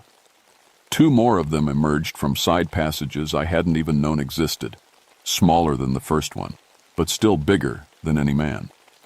They spread out to cut off my escape routes, moving with the coordination of a pack that had hunted together for years. The big one opened its mouth and let out a sound I'll never forget. Part roar, part scream, part something else entirely. It was the sound of something that had learned to enjoy killing, that took pleasure in the fear of its prey. And then it spoke. Not words exactly, but sounds that had meaning. It was talking to the others, telling them what to do. The smaller ones moved to block the passages while the big ones stalked toward me. I did the only thing I could think of. I screamed. Not a scared scream, though I was terrified. A loud, echoing scream that bounced off the cave walls and came back from a dozen different directions. The creatures stopped, confused by the echoes. That's when I remembered something from my mining days. Sound behaved strangely in underground spaces. If you knew how to use it, you could make yourself sound like you were somewhere else entirely. I moved to a different spot and screamed, again, aiming my voice at a particular rock formation that I knew would send the echo back from the opposite side of the chamber. To the creatures, it sounded like there was someone else in the cave with us. They spread out to search for the new threat, and I kept moving, using every acoustic trick I'd learned in 18 years of cave work, making sounds that seemed to come from everywhere and nowhere. But it couldn't last forever. They were too smart, and they were learning my tricks. The big one figured it out first. It turned toward me with those glowing eyes and smiled. Actually smiled, like it was impressed by my cleverness but knew the game was over. It started walking toward me. and I knew I was going to die in that cave. Just like Tommy had died in the mine collapse, just like the college students had died, just like everyone who went too deep into places humans weren't meant to go. But then I heard something that changed everything. Voices. Human voices, calling my name from the cave entrance. Help had finally arrived. The creatures heard it too. The big one's head snapped toward the entrance, and it let out a roar of frustration. It looked back at me, and I saw something like regret in those ancient eyes, like it was genuinely sorry to be interrupted. Then all three of them melted back into the darkness, moving so quietly I couldn't tell which passages they'd used. One moment they were there. The next I was alone in the cathedral room with only the echo of my own breathing. Dale Morrison and Jim Hawkins found me 20 minutes later, along with a team from the county rescue squad. Dale was a fellow ranger who knew these caves almost as well as I did. Jim was a deputy sheriff who'd helped with cave rescues before. I tried to tell them what I'd found, but the words wouldn't come. How do you explain monsters to reasonable men? How do you describe creatures that shouldn't exist? We found some remains, I finally managed, in the deep chambers. The students, they're gone. Dale nodded grimly. He'd seen cave accidents before. People who got lost and died of exposure, or fell into pits, or got trapped by rock falls. He thought he understood, but he didn't. None of them did. They sealed Screaming Eagle Cave 3 days later. Official reason was structural instability caused by the ice storm. They brought in heavy equipment and filled the entrance with concrete and steel mesh. Put up signs warning people to stay away due to ongoing geological hazards. The real reason was what we found when we went back with proper lights and equipment. The deep chamber was full of bones. Human bones arranged in careful patterns that spoke of intelligence and ritual. Some of the bones were old enough that they might have belonged to Cherokee who ignored their own warnings about the hollow. Others were newer. We found pieces of all 6 college students, what was left of them. We also found evidence that the cave system went much deeper than anyone had ever mapped. Passages that led down into the mountain for miles, connecting to other cave systems throughout the region. A whole underground world that we'd never suspected existed. And we found more paintings, hundreds of them, telling the story of the creatures that lived in the deep places. The Cherokee had known about them and had tried to keep people away. But settlers came and didn't listen to the warnings. The creatures had been feeding on humans for over a century, taking a few at a time, careful never to take so many that people would start hunting them seriously. Until the college students had gone too deep and found their main nesting area. That's when they'd gotten careless. I transferred to surface duties after that. Couldn't handle being underground anymore. Every time I'd to enter a cave, I'd see those glowing eyes and hear that intelligent roar that sounded almost like laughter. Dale Morrison took over as the cave rescue coordinator. He lasted 6 months before he asked for a transfer too. Said he kept hearing things in the caves that couldn't be explained by normal acoustics. Jim Hawkins started drinking heavy after that winter. He never talked about what we'd seen in the deep chamber, but sometimes when he'd had too much whiskey, he'd mention the teeth marks we'd found on some of the bones. Teeth marks too big and too purposeful to belong to any known animal. The official report listed the 6 students as victims of a cave-in caused by the ice storm. Their families got death certificates and insurance payments and the comfort of thinking their children had died quickly in an accident. The truth would have been too much to bear. But sealing one cave didn't solve the problem. The Cherokee National Forest has over 300 mapped cave systems and probably twice that many that haven't been fully explored. The creatures didn't just disappear because we plugged one hole. Local cavers started reporting strange sounds coming from other caves in the region. Howls that echoed from deep underground, especially during the winter months. Some of the more experienced cavers stopped going below the first chamber level. They'd never admit why, but word spreads in small communities. People know when something's wrong, even if they can't put a name to it. I retired early, at 53. Moved to a house in town where I could see the street lights and hear traffic and know that I wasn't alone in the dark. But sometimes, on quiet winter nights when the wind is just right, I can still hear sounds coming from the mountains. Sounds that remind me of that voice in the deep chamber, the one that had learned to enjoy the hunt. The Cherokee were right to stay away from Screaming Eagle Hollow. They understood that some places belong to things older and more dangerous than humans, things that have been waiting in the dark places of the world since before we learned to make fire. We should have listened to their warnings. If you're ever hiking in the Appalachian Mountains and you come across a cave entrance, especially one that local people seem to avoid, remember this story. Remember Jennifer Walsh and Marcus Thompson and the 4 other students whose names got buried with the truth about how they really died. And remember that just because we've mapped most of the surface world doesn't mean we understand what lives beneath it. Some doors should never be opened. Some hollow places should be left to scream in the dark.